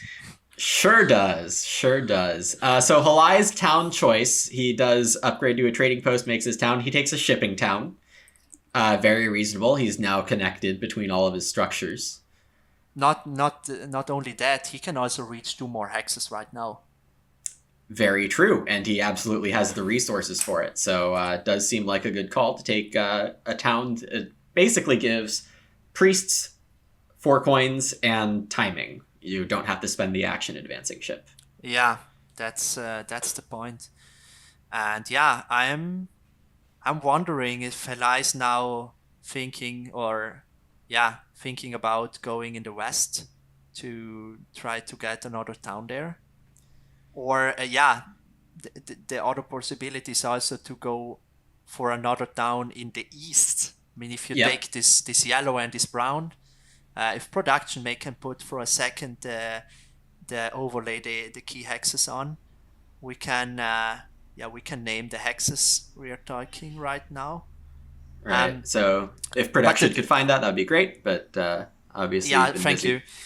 So D8 and B6. These are 2 more digs from his stronghold ability, but the disadvantage of these 2 hexes is that he needs another bridge. Right. And Deep Finesse did take one of the bridge action this round, so there still will be 2 bridge actions for the remainder of the game. The other problem, though, is that Bowser wants one of these bridges also, and we didn't mention that. Bowser's town in the southwest wants a bridge between what is that? F2 and H2. Yeah, right. Yeah, it is a big competition for bridges in this game. Yep. Yeah, thanks for production for the hexes. I think we don't need them right now anymore. Right. Bowser hard digs here. We'll see if he decides to build the dwelling or if this move was possibly just a stall. Bowser expecting to need that hex later and wanting to pass for something better, perhaps? I don't know why he should stall. I don't either. I think your call of 7 coins plus 7 coins is pretty valuable. Yeah, because I mean, if you're not the first one to pass, you can lose this 7 coins from the bonus tile and also lose the 7 coins from the power action. So yeah, it's not a win-win situation, but a loss-loss situation. Yep.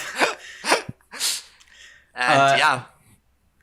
Also interesting to me is the current scores of everyone. No one is past 50 yet, and we're getting towards the end of round 4.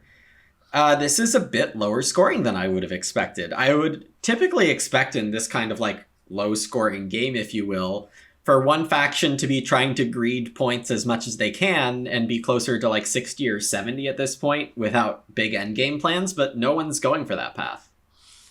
Yeah, and we see giants joining mermaids in the West. I think right now Bowser is celebrating, but he has his poker face, but in his he's celebrating inside. I know that. when Bowser is watching this, he knows that right now he's celebrating.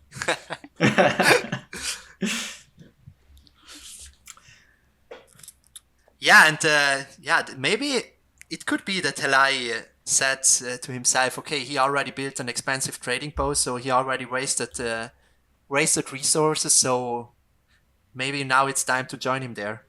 Mm-hmm. And this could also be a move just to try to make sure you get first or second in this game, right?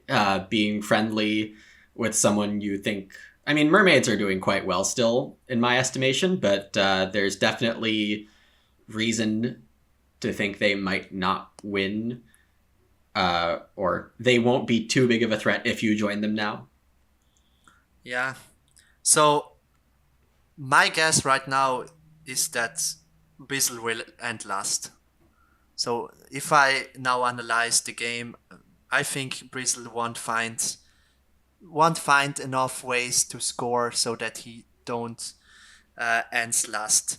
And yeah, for me, Giants are looking insanely strong. They already have the difference is right now the Giants already have a city.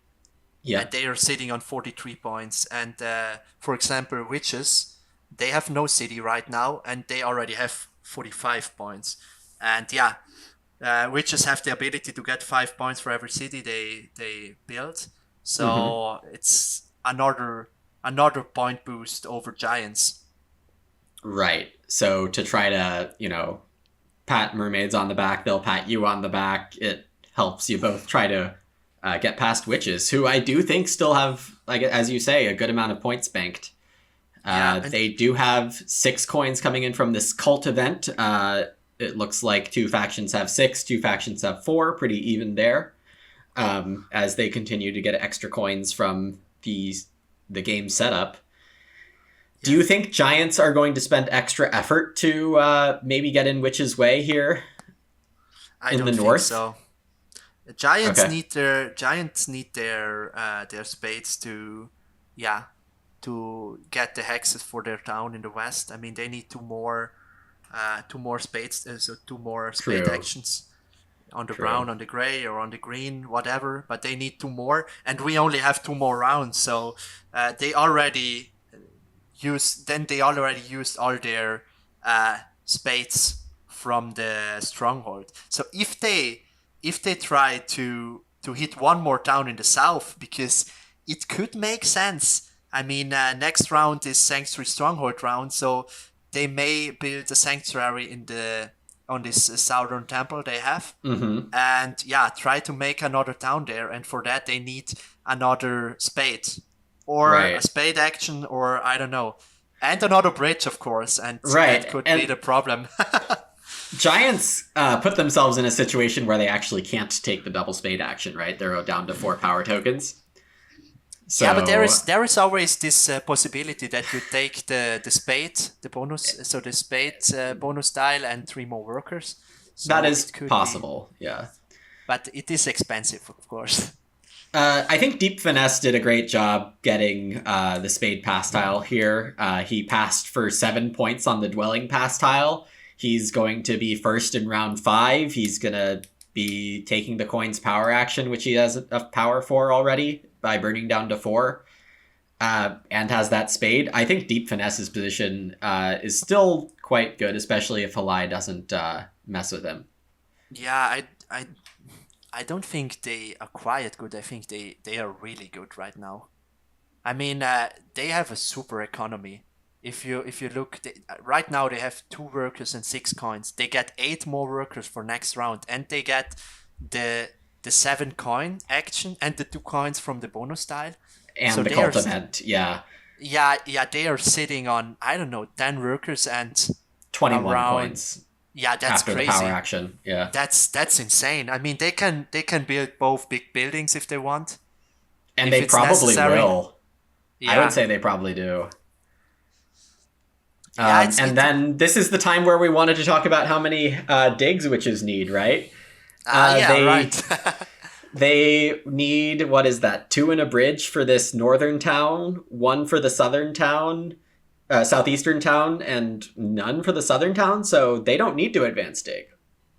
Yeah, but I think maybe they don't even need the bridge.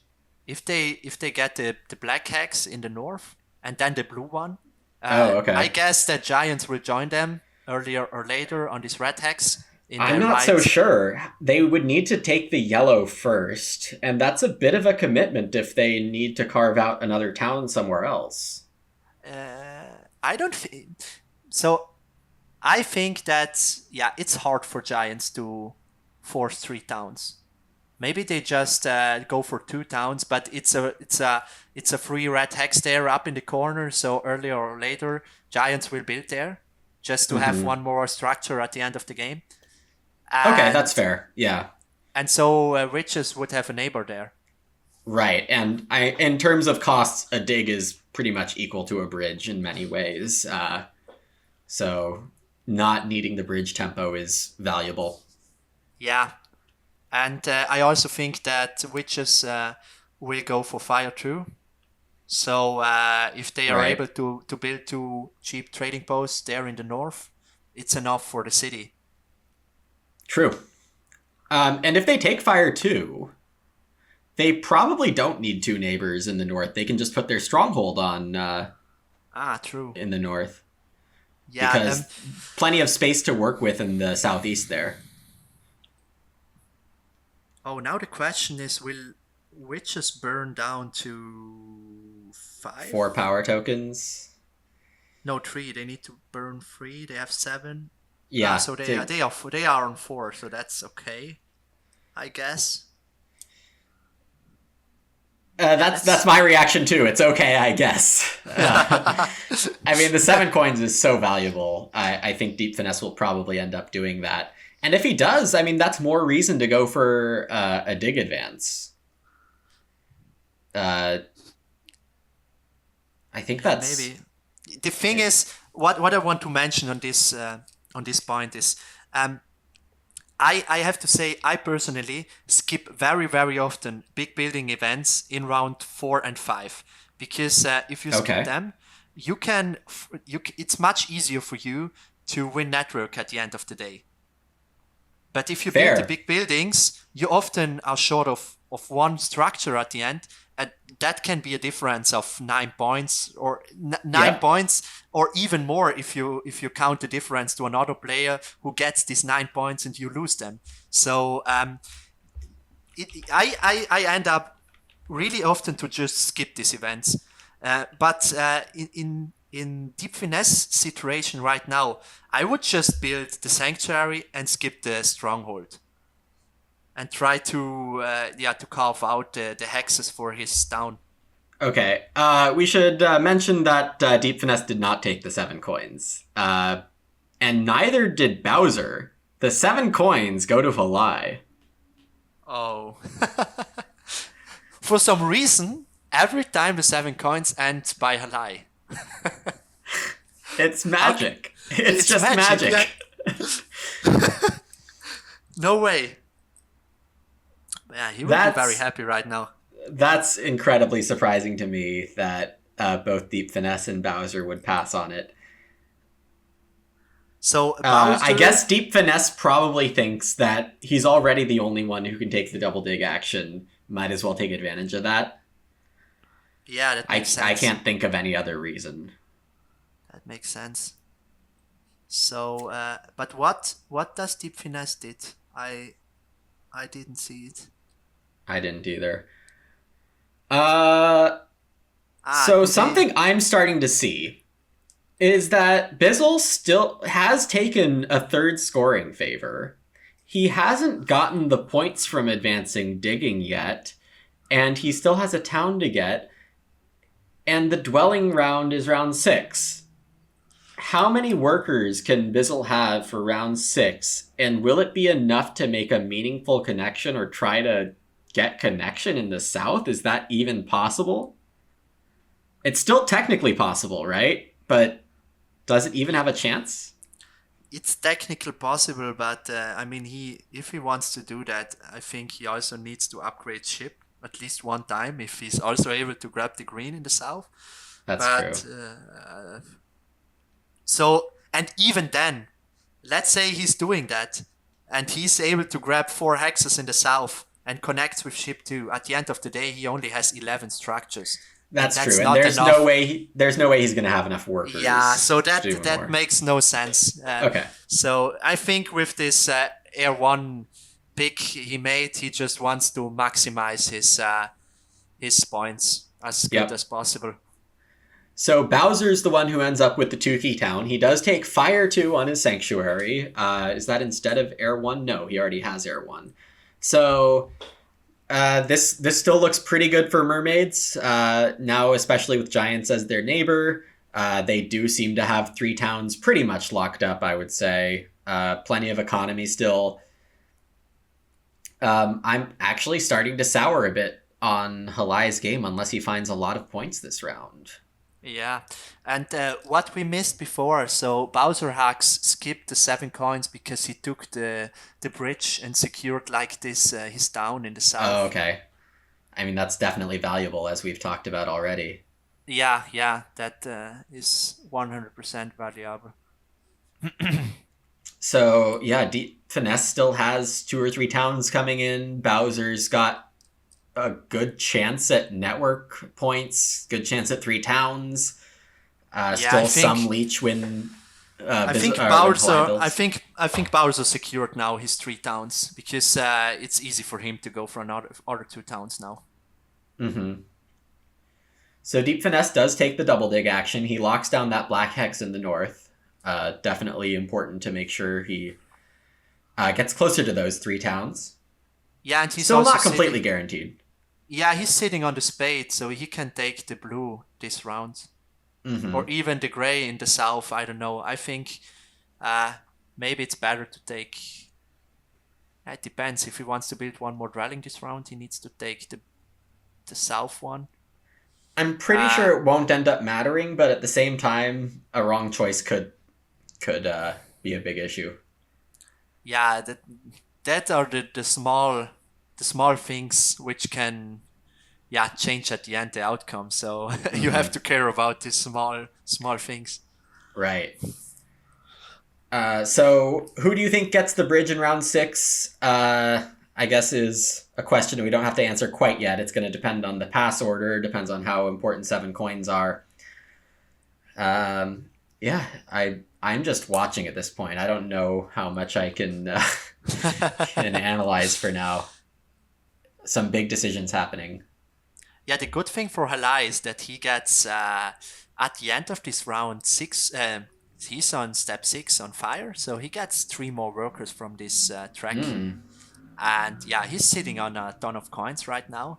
So yeah, I think there could be a good possibility that if he gets the bridge, he's able to build 2 more cities. Yeah.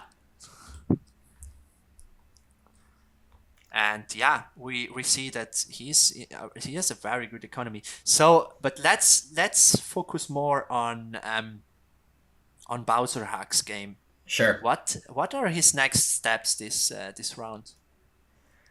So he is sitting on the dwelling pass tile, right? So he does want to try to maximize that while trying to get a good pass tile for next round.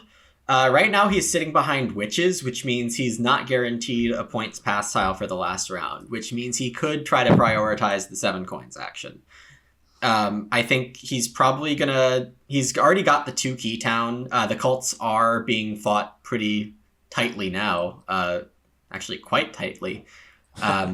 And Bowser indeed goes to prioritize that right now, sends a priest to water.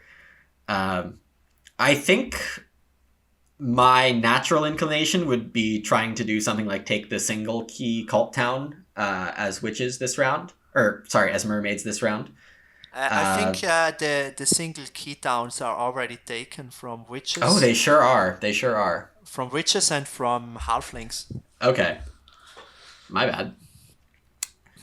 So that is awkward. Maybe. Yeah, one more thing I want to discuss right now is so we are in round 5 and coming into round 6, and there it is always very important that you are able to grab a bonus tile with some points on it. Mm-hmm. And if we look now at the sitting order of those of the players, so Deep Finesse is on position 1, and he's actually not on a victory on a bonus tile with victory points on it. Then Bowser Hux is sitting on the dwellings, Helai on the pass ship, and Chris Bizzle on the trading post pass tile. So I think it really depends who will pass first, because then we will see a chain reaction and everyone will pass because everyone is sitting next to it. Right. Yeah, this is really interesting. Who will pass first this round? Yeah, and Deep Finesse being the one without a pass tile means that he's most likely to end up with one. Yeah, and in terms of points, Chris Bizzle has found some points here, but he might be hitting his point ceiling pretty soon, which is he's not at the right number to be hitting a point ceiling at. Deep Finesse still probably has 2 towns left to score at 70 points, a reasonable economy. Definitely in a good position. Halai's points only 50, even with Earth 1 Giants. So that's a bit concerning. And then Bowser still has 2 towns coming in. Halai probably having 1, I would assume. That 3rd town looks really hard for Giants to me.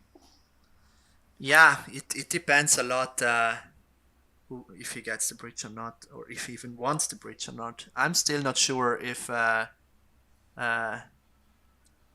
not sure if it's worth it. I think if it is worth it if he's able, but it will be tough. And if he wants this last down, he may needs to pass before Deep Finesse, and that can cost him a bonus tile with victory points on it. And if he needs to do that at the end of the day, often it's not worth it, because the town gives you as much points as the bonus pass tile does. Exactly. Yeah. So these are always the calculations I do in the 5th rounds, or even also the round before, if it's worth it to pass on for one more down or not, because at the end of the day often it's the same amount of points, but you have to use not a single resource to get them. And it denies something that's open to the whole table, right? Town tiles is more like, I'll get my points, but you're not defending anything. But if you take a pass tile, that's less points for your opponents. Yeah, and if you compare yourself to another component, it's always the difference. So if you both are able to have at the end of round 6 8 rallings, it's not only 8 points you miss out, it's a difference of 16 points, because the other player gets these 8 points. So yeah, it's always that's always a very important calculation you have to do. Mm-hmm. So what's Bizzle's plan for last round? I mean, do we see? That's a great question. He only has 2 worker income right now. He only has 2 workers. Being short on workers in round 6 means that you just don't have much to do. He does get 2 workers from the cult income, so I guess he'll have 6 workers to start the last round. But I don't think this is a well-managed economy from Bizzle. He's taken a lot of point favors, but hasn't really executed on Earth 1 at least. Yeah, we see again that he's sitting on a ton of trading posts and no dwellings, like in his drafts game last. Oh time. yeah, very atypical for halflings though, yeah, and I guess dwarves as well. The thing I see right now. Look at this. He took the brown hex in the north. He did. So he does look like he's hoping to expand sooner or later. His shipping is at 2, so he does have some flexibility in where he can go. He does have 1 more dwelling spot next to mermaids in the southwest. He can hop on. So maybe this is an overall plan to be on a few more hexes, score a few more points by the end of the game. But without a dominant situation on cults, I mean, I think we've repeated it plenty of times. There's no easy way for Bizzle to score enough points to win this game. Yeah, I agree. Deep Finesse, I think, has a similar cult position, right? But is about 5 points ahead, has a better economy, or at least more balanced one, and has more incoming points. Yeah, and the most important point is there are 2 more cities incoming. Yep. And instead of being almost 10 points each, those are going to be almost 15 points each. Yeah. And we see Deep Finesse using his bait on the Grey Hex in the east and not building on it. And that goes back what I said before, that those players don't want to pass first. Yes, it's absolutely a stall move. Deep Finesse could have built on that Hex. I would expect that Deep Finesse is going to use his Priest for stalling purposes as well. He also has enough power to take the single dig action to stall that way. So Deep Finesse has up to 3 moves remaining. Yeah, Bizzle has not advanced his dig yet, so Bizzle does not have that many moves remaining. He could do something with each of those priests. Halai probably has enough moves remaining with 2 dwellings to build, plenty of resources. He has at least 3 moves remaining. And Bowser looks like he only has 1 or 2 moves remaining to me. Yeah, I think only 1. He can use his priest and then he has to pass. So for me right now, I think that Bowser will be the first who pass. Mm-hmm. And and then we will see the chain reaction. Because Helai is sitting behind Bowser. Bowser is sitting on a bonus tile with points, so Helai will grab the dwelling bonus, the dwelling tile.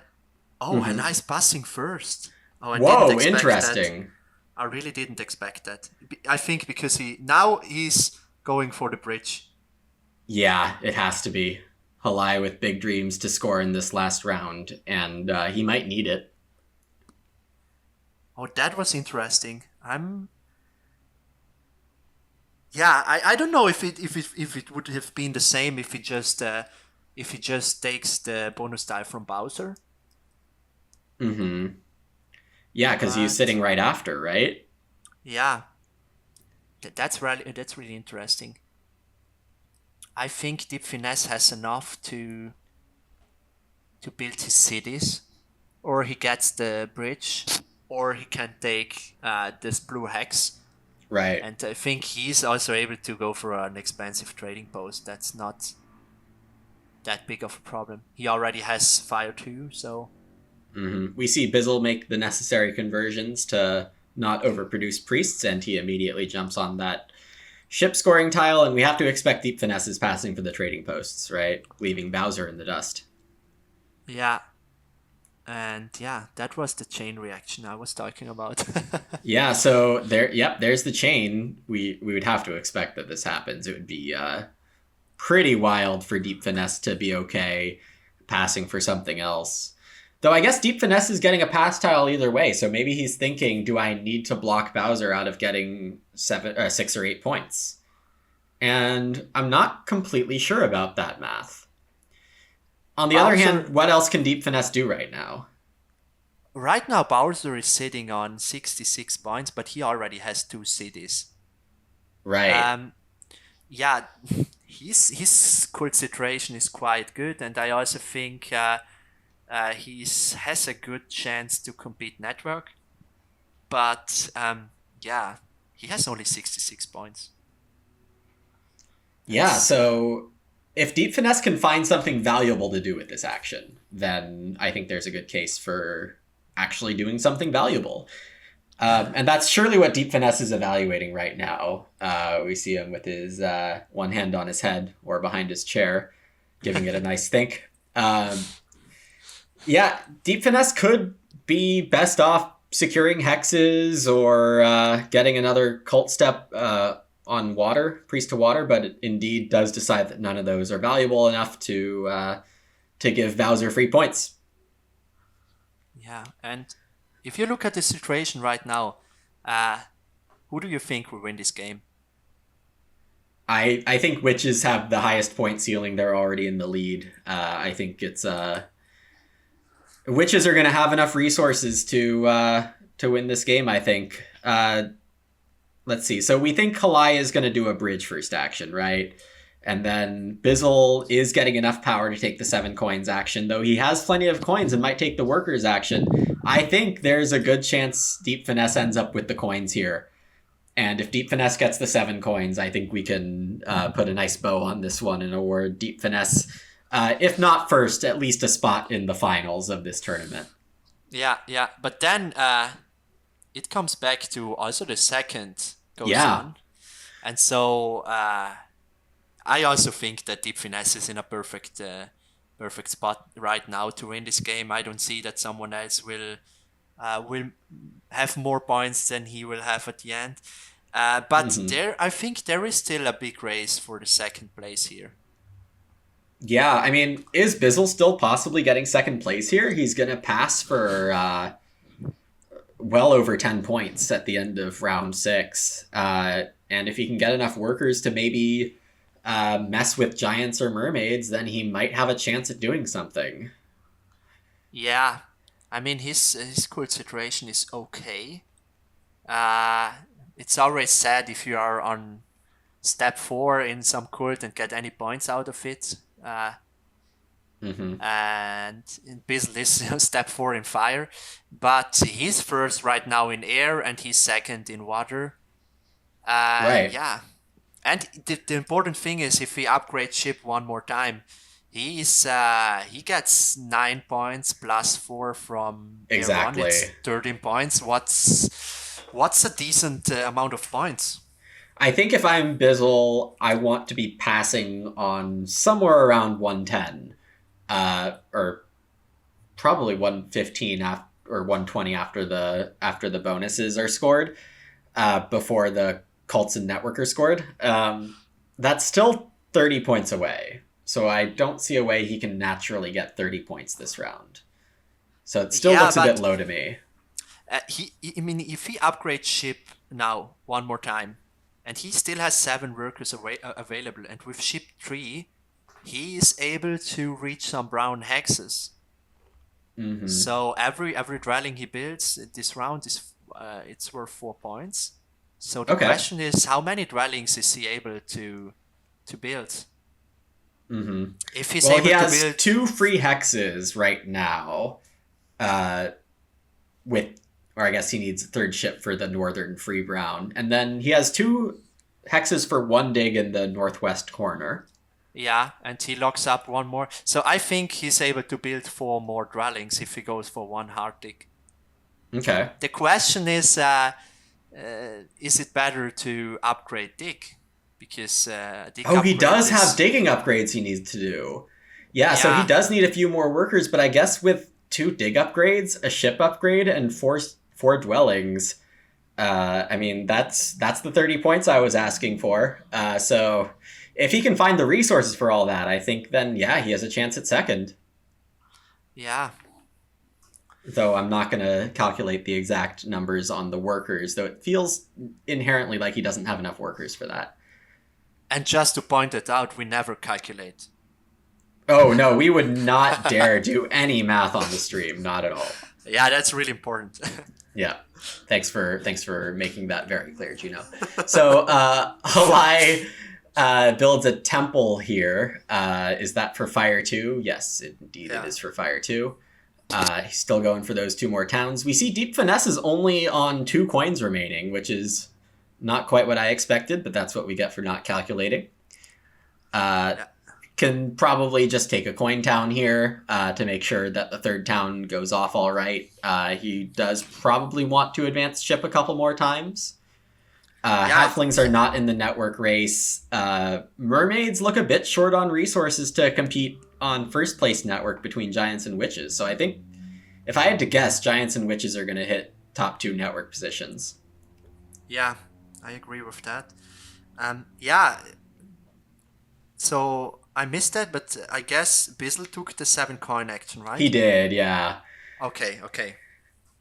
So Which I feel like the workers might have been better to try to get those easy points. I don't know, because Deep Finesse is right now, he has only 2 coins only. Okay. He needs to take coin cities. Mm-hmm. Because he needs 2 more ship. He needs he needs also in the north. He needs trading a post. dig, yeah. And I don't know, but Halai is sitting on a ton of resources.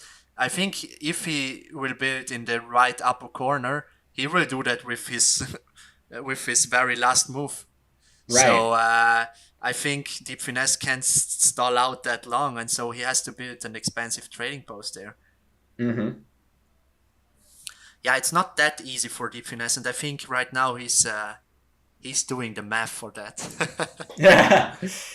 Yeah. We even see Bizzle off camera right now. Could he possibly be doing things with a pencil and paper? Maybe. He would never. He would never, but because of that, he went out of the camera that we don't see it. It's a little suspicious, I have to say. Yeah, right now I think all of the 4 players are doing their maths and calculate out what's best for them. So if you go into round 6, it's always very important that you get clear on who is your opponent in cults, on network, who you will compete with, and how much they will have at the end, and are you able to beat that or not. So you need to have a good overview over the whole situation, that you know who is your opponent at the end of the day. Mm-hmm. So yeah, we see Deep Finesse built his first city, and he went for the coin town. Right. Now, he obviously has 5 coins sitting out in terms of he can just convert his power to that. But we'll see if he decides to use workers or power for that final dig that he needs. Maybe both. If he decides to dig a red. Yeah. And I'm interested in what is Bizzle doing right now. If he's going for this dig upgrade, or if he just upgrades ship once and uses priests to compete in the cults, that could also be. Right. I think ship is probably mandatory given that he's sitting on the past ship tile. Yeah. Even though those dig advances are so cheap, the ship is just 1 point better. Yeah, but dig upgrade for halflings is just 1 priest, 2 workers, and 1 coin instead of 5 coins. So yeah, I mean, his problem is, of course, that he doesn't have enough workers, but he does get a 4-for-3 leech here, offered by the Deep Finesse trading post upgrade for the town. So it does look like Bizzle now has the power to take workers. And with these workers, now he's getting competitive. Yeah, true. Those workers were really good for him. Halai building away from witches. I think this is a good call with Fire 2. No need to do otherwise. Yeah, secures a hex, completely destroys any dreams that halflings may or may not have had, just to be safe. I mean, there's no reason not to build the dwelling there, so I think it's totally fine. Yeah. And yeah, he takes workers, makes absolutely sense. Snaps them. True. Yeah, this is really cool because after seeing just one, I think he had two dwellings on the board after round five, Bizzle. Mm-hmm. And yeah, he's now still he's sitting now on 8 workers because of course maybe I missed the workers he got from the fire cult, but he's not in such a bad He's position. not. I No, because before I said okay he will land fourth, but that's always, yeah, you can predict that, but things can change really fast and rapidly in Terra Mystica. And just because you said in round 3 or 4, I think this guy is out of the race, uh, it's really important not to think that the whole game. It's really important Right. to from time to time to make new, yeah, New uh, evaluations. yeah, Yep. right, new evaluations. That you don't miss out something, and right now Basil is doing okay.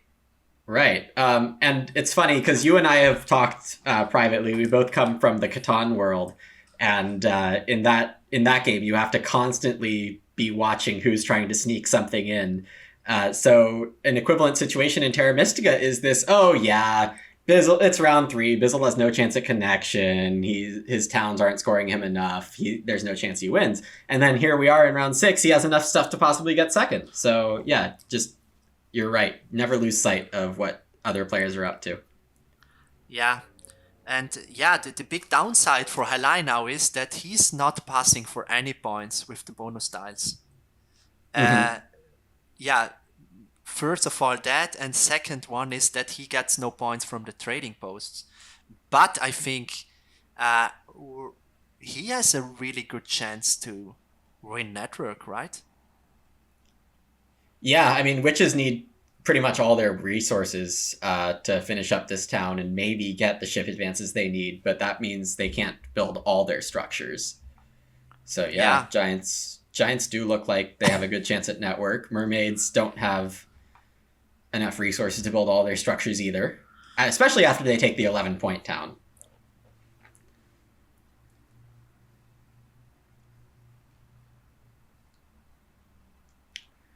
yeah. So yeah, I think Halai does have a chance at winning network here. Yeah, but wait. Halai needs another dig, and that Oh, means that's right. He's right now he needs 6 worker for that.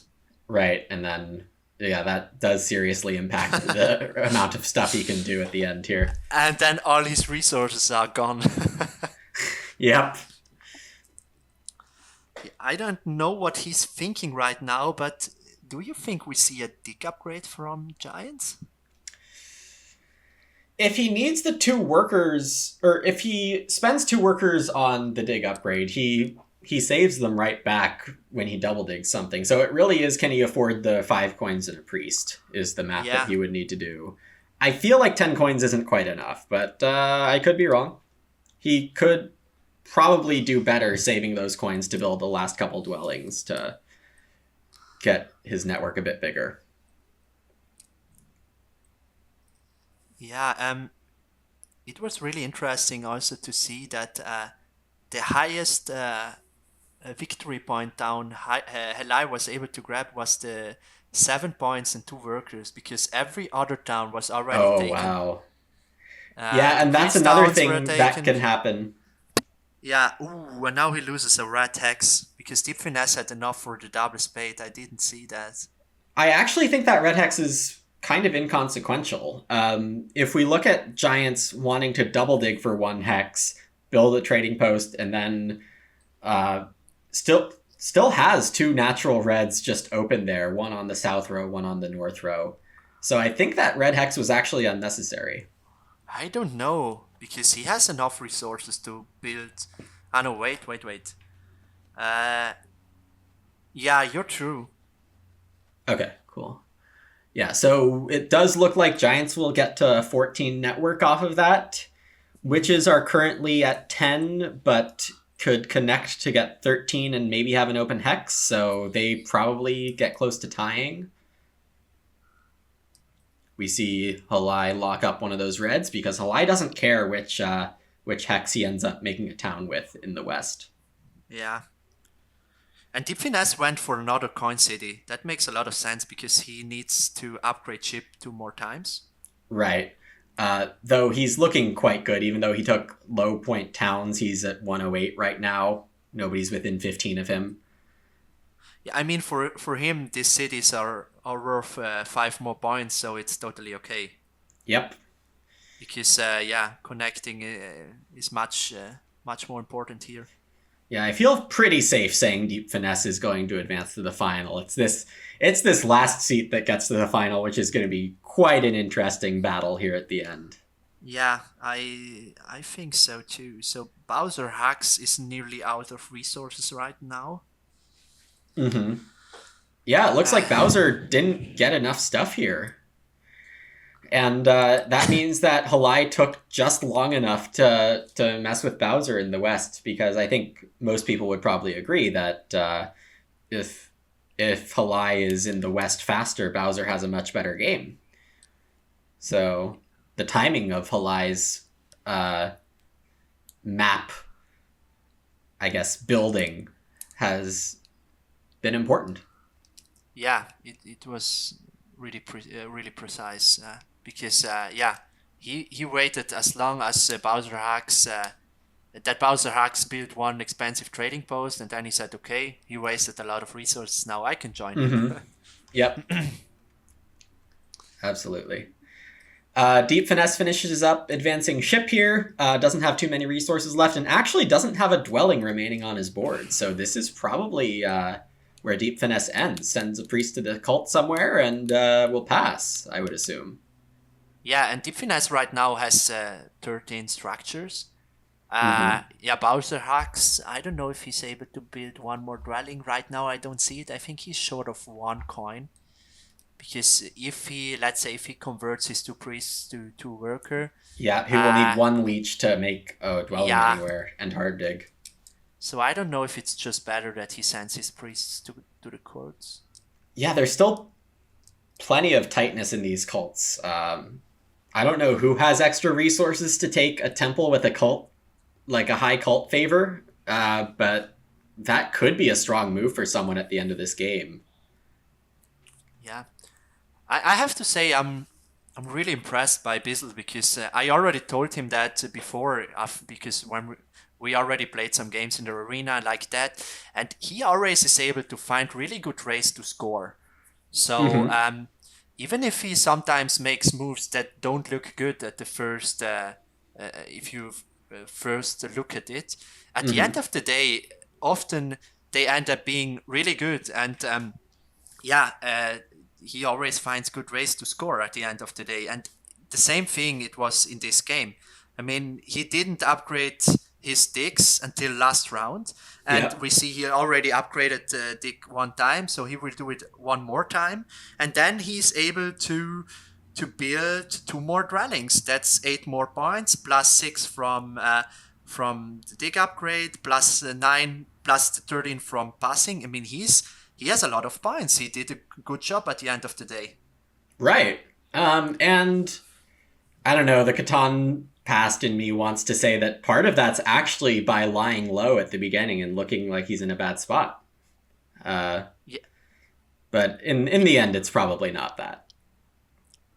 Yeah, that's funny, because after our first game in Group F, when I analyzed the game afterwards with Falai, he told me that after seeing that Bizel had just trading posts on the field and no dwellings, he thought that there is no reason to block him right there.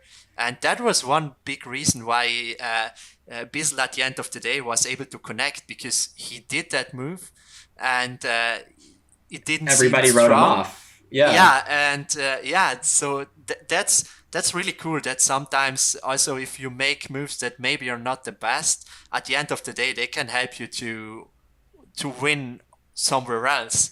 Right. And yeah, because I think if he would have played differently at this in this stage of the game, maybe Halai would have blocked him to connect.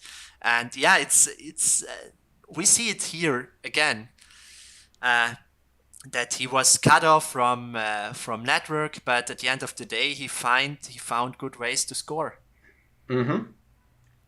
Yeah, all the credit to him for this endgame here.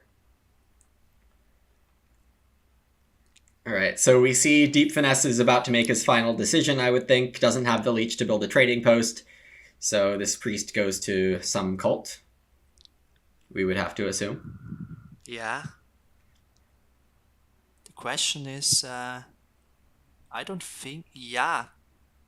I mean, Bowser still has the possibility to throw 2 priests to Earth, and he can catch him there. Mm-hmm. On the other side, I think Bowser shouldn't be scared to lose water, because Bizel will for sure... he already upgraded his dig again. Digging, yeah. So Bizzle doesn't have a priest. Yeah.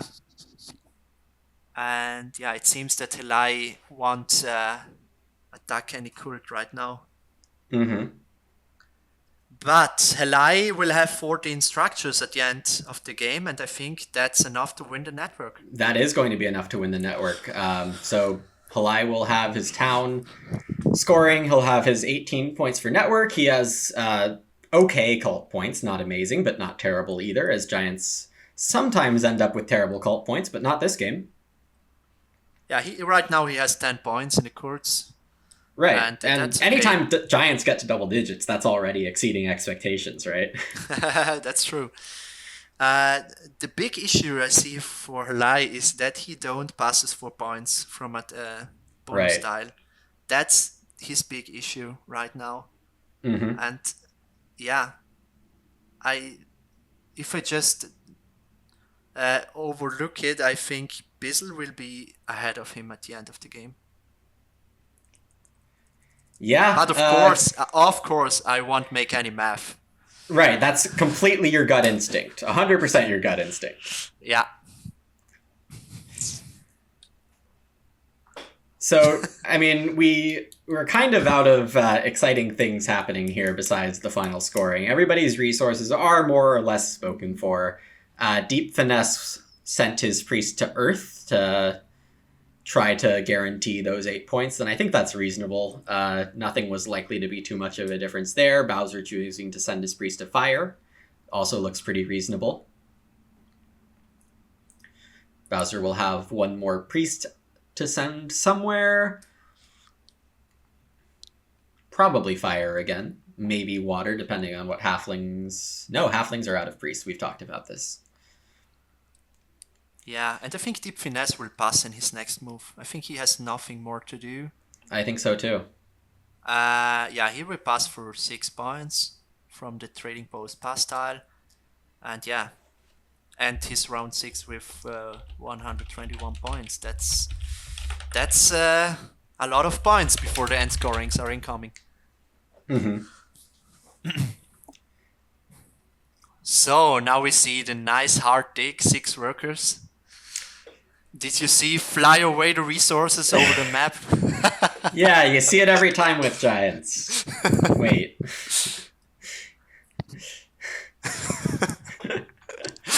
Alright, and halflings do indeed go to the northwest corner, put down a dwelling there, not surprising. Yeah. Yeah, if he builds 1 more dwelling, he still has 3 coins left, so 2 coins and 2 power in bowl 2, so... Make a full point. Yep. Yeah, 1 full point at the end of the day.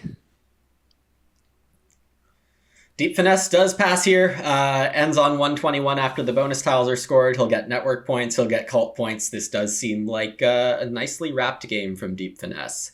I missed that Bowser Hacks had enough to upgrade ship again. Oh, okay. That's a nice little source of extra points. Yeah, but I also missed that Bowser Hacks is also not sitting on a bonus tile with victory points. So, yeah, is it possible that Bizzle is coming in second? I think it is possible. It's going to be Halai or Bizzle, I think. I don't think Bowser has enough here with only 6 network points. Oh, that's amazing. I didn't expect it. Yeah, we're about to hit the final scoring here. Bizzle's out of moves. It's just Halai. He's taken his town already. Doesn't look like Halai has anything to advance, so he sends this priest to a cult. He'll have 2 resource points, I think. He can build another trading post. But that makes no it sense. makes him 1 point, so right, it's not worth anything. Yeah, but he loses 2 from the resources. Yep, exactly. So it's a -1. Yep. So here we go. This we're expecting to be a pass from Halai, and then we'll hit the final scoring. Yeah, super exciting game. Quite. It does look like we'll probably be interviewing Deep Finesse after we do a final breakdown of the game itself. But all the tension is about this second place, because that last seat in the final, we're not really sure who gets it yet.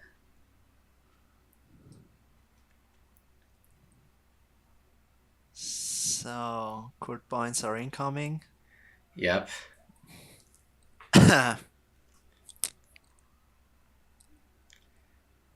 Exciting moments.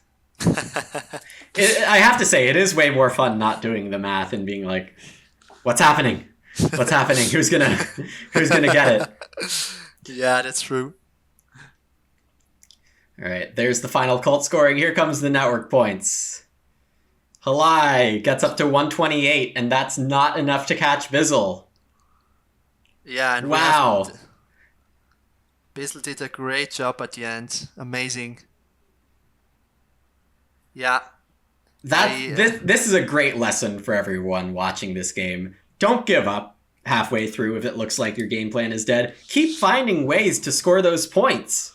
Those circles those squares with points on them, grab them. But we were not alone thinking that halflings are dead.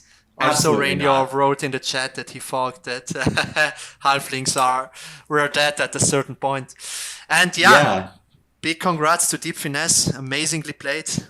And Bizzle also for making the finals of his own tournament in a ridiculously stacked tournament. Table after table. There's none of these tables that I'd want to play in myself. This is ridiculous. So Deep Finesse doesn't seem to be with us right now. Don't know how long it'll take for him to casually enjoy his win that wasn't too much in question after the mid-game, after securing all of his hexes.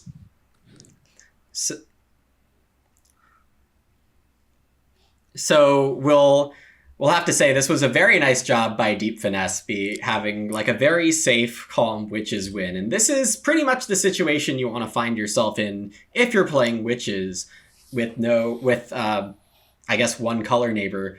You'll notice that Deep Finesse took extra care the whole game to make sure he got the hexes he needed.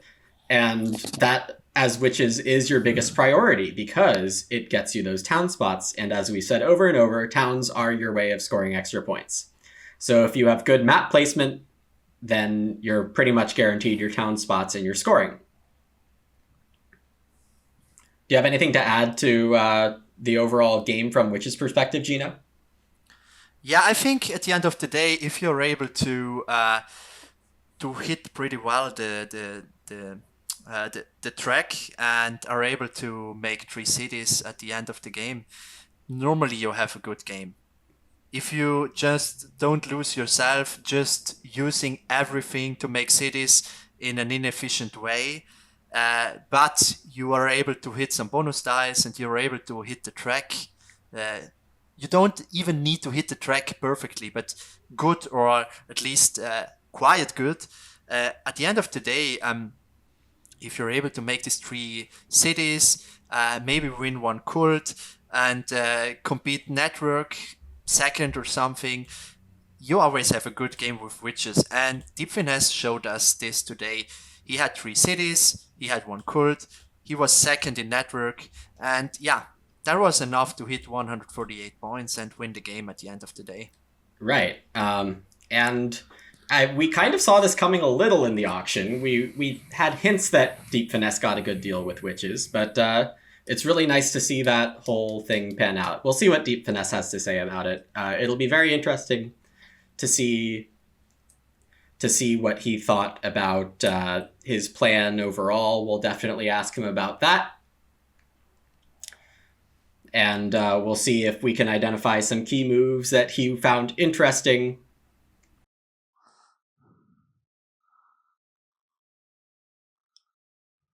Yeah, and I think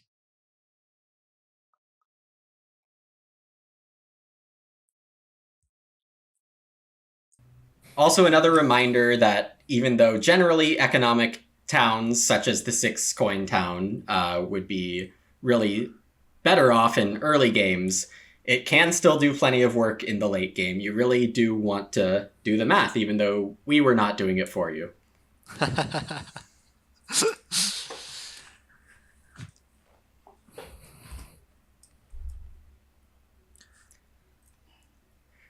Okay.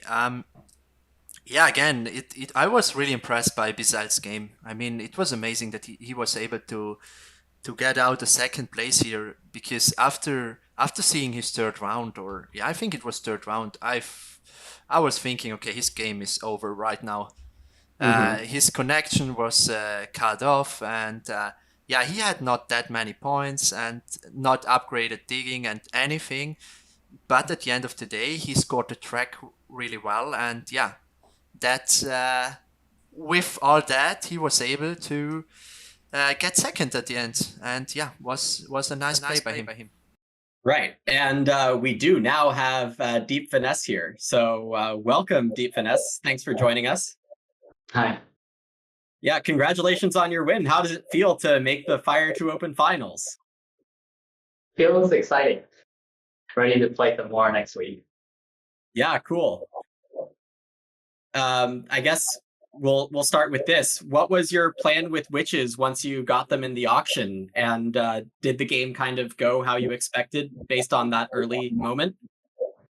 I think so. It was kind of fuzzy, the whole auction thing. Like there was this possibility of a dwelling rush for witches or things, but I felt like with the concentrated sword rewards, I really wanted to open with Earth One. So like I really wanted to get like the mermaids and start with the spade, or get witches and start with the spade, shipping, and open Earth One and two dwellings. So it was pretty I was pretty happy to be able to do that. Mm-hmm. I have another question. I mean, after did you ever consider in round one to build just a trading post, and instead of the temple, the trading post and 5 dwellings? Yeah, not really. No, this goes back to like, especially when I saw that mermaids was off to the dwelling rush start. I really wanted to start setting priest over.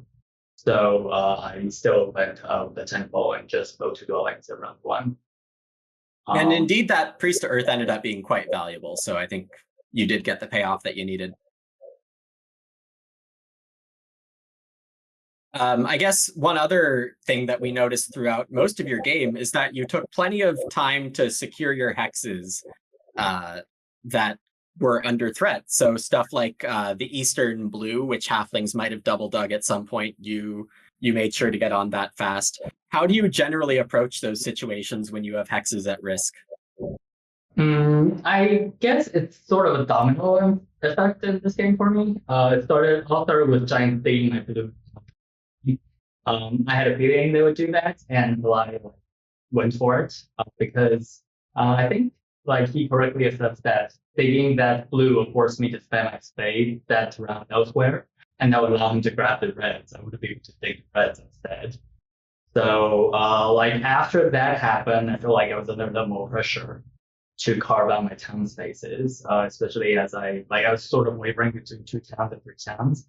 But like after deciding that 3 towns is like to go the 3 town route, yeah, I had to just put a little more priority in taking the hexes, and then like be careful in some situations not to give enough power to give them double space to take the blue out of me. Yeah, I feel like it was pretty fortunate in this game that Bizzo went the route he did go the route. It turned out to be a pretty strong game plan, but it did leave me under a lot of special these days. Yeah, you're coming through a bit fuzzy, at least for me, but I think the key point is that you both profited off of the paths that you took. I have one more question. At which point of the game did you think that I have this game now? I won this game. Which point of the game or which key moment do you think was this point? Uh, I had a big idea that I was leading the whole way, like slightly to start, but like the lead, like I was able to hold on to my lead from the beginning. But I like I didn't pan out the points until the very end. Yeah. But, So when you came out of the auction, you already had a good feeling about this game. yeah, I think the 6 point differential between mermaids and also like 10 points between halflings was very comfortable. Yeah. I Okay. knew that people like to play halflings, and I was pretty happy to see them go all the way down to 10. I already have the confidence to play them even at like 13, 14, and having someone else take it over 10 was pretty. Yeah, your deal in the auction was pretty solid all around. I think that's probably all the time we have for you with you today, Deep Finesse. Thanks again for joining us. Congratulations again on the win. And Yeah, we'll see you next week. congratulations, man. Thank you. Really well done. Awesome. So that about wraps it up for today's coverage of the final two Fire 2 Open. Congratulations again to Deep Finesse and Bizzle to advancing to the final. The final is next week, same time, same place, twitch.tv/Fire2 Tournaments and on Fire 2 Tournaments YouTube channel, 10 a.m. Pacific, 1 p.m. Eastern, 7 p.m. Central European, adjust as necessary based off of that. So, Ginooo, I thought this was a great game for us to cover. I really enjoyed covering it with you. Yeah, it was a ton of fun to cast this with you. Thanks a lot for that. Yeah, awesome. So from us to you, the audience, thanks for watching this and hanging out with us across this game. And we'll see you for a future game. Take care, everyone.